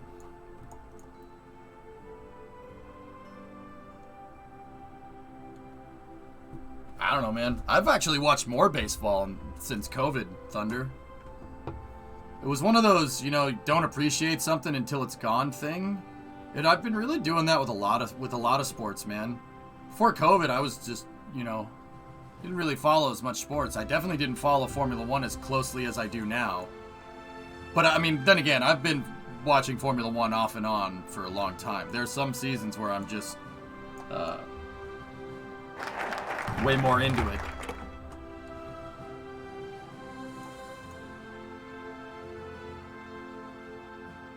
We need Eastern development. Okay. But I've been watching, dude, I watch way more sports nowadays. I watch a ton of football. I like analyzing the game. I think it's fun. And baseball too. There's a lot to learn. But it's candy. Candy for your brain, dude. Learning about the subtleties of a sport. Heck, even soccer. I've never watched soccer before, but I've been kind of keeping track of it off and on. Not as much as other sports though. If you ask me who played this week, I have no idea. Watch a game last night? No, I was here. Blood fam. Who played? Who was in the Thursday spot? I really don't get to watch football on Thursday or Monday nights. Well, Monday nights I do because I have Monday nights off. I don't get to really watch the Thursday game. Chiefs, Chargers. Chiefs win. Went to overtime. Word. Yep, they won in overtime.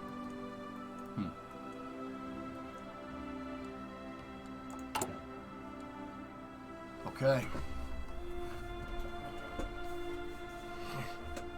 Now, Genesis, I like the Chiefs too. The Chiefs are a good team.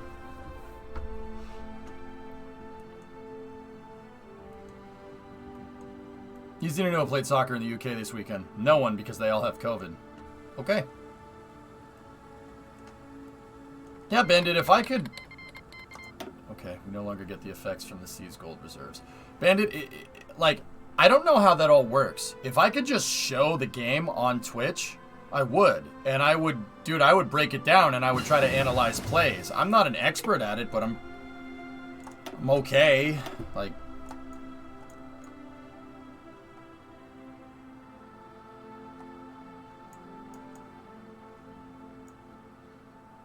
Marines, Special Forces, improved infantry equipment.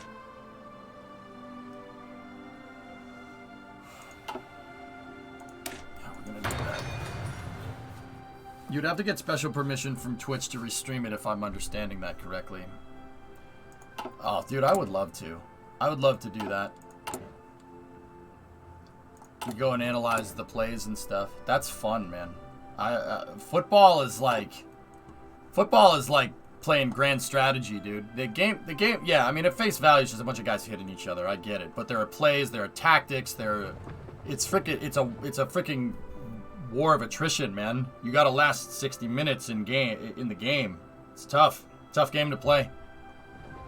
Very physical, and it's very mentally taxing. I know it doesn't seem like it, and people are like, really? Football mentally taxing? It's not mentally taxing for, like, the linemen and stuff, or the guys that are hitting each other, but for, like, running the team, oh, yeah. Oh, yeah.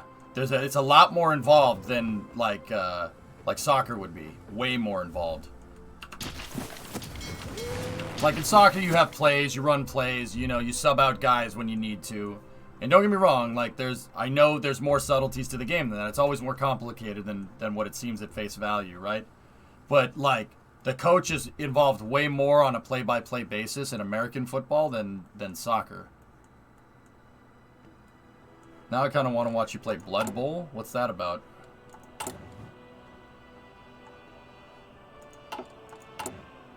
need that scout plane.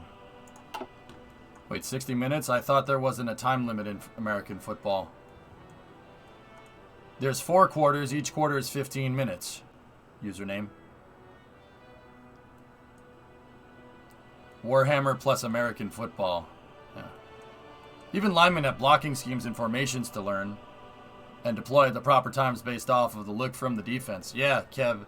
Something that I've really been getting into is analyzing, like, I try to put, like, if the Patriots are playing on offense, I put myself in Mac Jones' shoes. I try to look at the type of defense. I try to look, are they running man-to-man? Are they running man-to-man? Are they running zone in the defensive secondary? Where are the linemen lined up? Are they in a nickel? Are they in a dime? Are they in a 6-2? Are they going to blitz? Are they going to spy?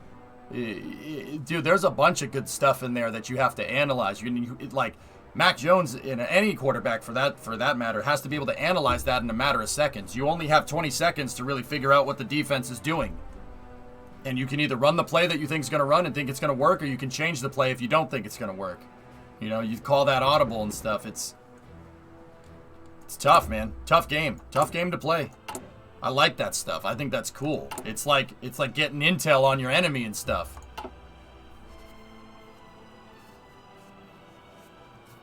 Who's the coach man talking to in American football? I always see them shouting into their headsets trying to cover their mouth.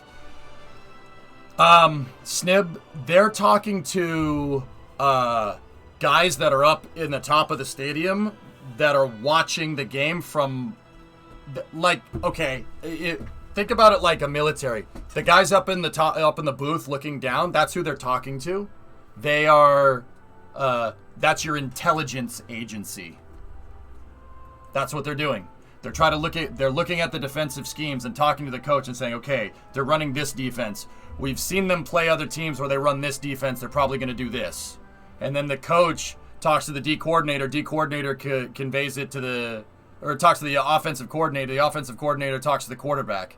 Dude, like, I'm telling you, it's a whole, like, football, like, you have generals and stuff. It's like this. You have generals and you have reconnaissance and you have analyzation, you have adaptation.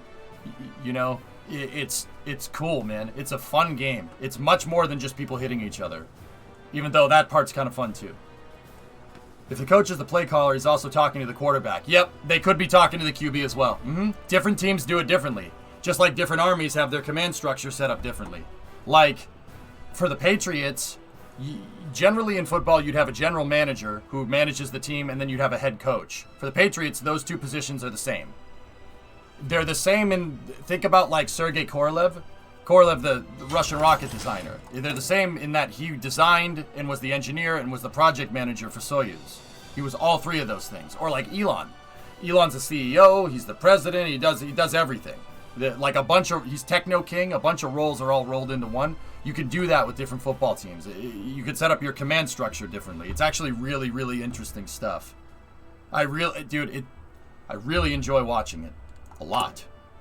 I like analyzing the defenses. I like seeing what different teams run, the defensive meta. What are they trying to do?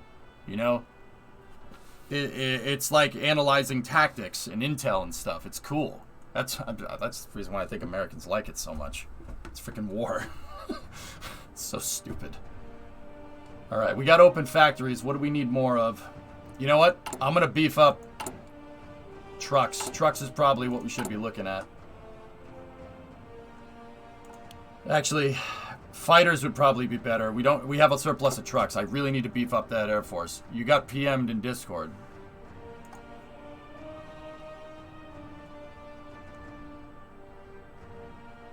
Oh. Bill, let me take a look. What is this? I gotta be careful about the YouTube channel videos that I share, man. Is this public? Is that video public resource, Billy? Because if it is, I should be able to show it. The reason why I can show those Jam Handy videos is because they're public domain because they're so old. Okay, Academy of Sciences, baby. Let's do this. All firefighters are sneaky. You have to have balls to be able to run into a burning building. Don't some QBs have a playbook on their arm? Most of them do, yeah. Or if you're the Cowboys, well. Hey, Dak's a good quarterback, man. Bloodfam, something that's really easy to spot with a team is cohesion. It's really easy to spot. It's really obvious when a team is not firing on all cylinders. And look, like, how am I supposed to know? Well, dude, I watched Tom Brady for 20 years, okay? I still watch him. Like, I know what a cohesive team looks like, okay? It's really easy to see it. They call it playing complementary football. You know, where the offense and the defense work together. So, like, with the defense, that's really easy. Getting a pick six and scoring points, right? That's complementary to the offense. It makes the offense's job easier. And the offense's complementary football is going on a really long drive that burns a lot of time off the clock so your defense isn't tired. This is a fallback line, guys. I got a fallback line on the river.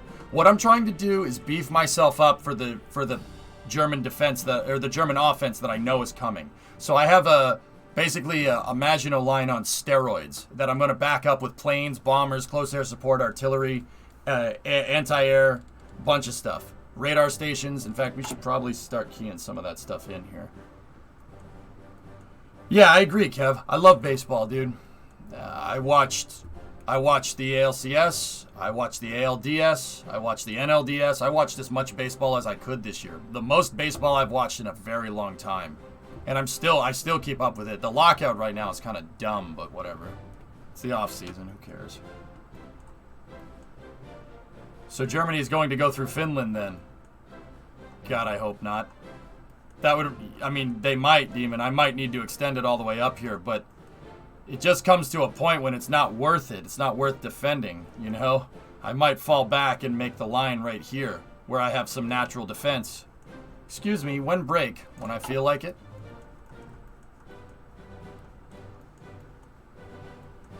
I was going to do it at the top of the hour here. So, we're on our way to getting that research slot, and then, yeah, go from there. I feel like it now, Grima. This is why Intel Cry is your most used emote. Yeah. It's not that bad. Go Tampa. That Tampa Bills game, Clayton, you won't see a better football game than that, dude. And my hat's off to Josh Allen. That guy left it all out on the field. Freaking playing with a broken freaking ankle. Not broken, it was sprained, but still. The Cardinals. Alright. Alright, guys, that's going to do it for Hearts of Iron. I'm sorry the Hearts of Iron stream was short today, man. I had another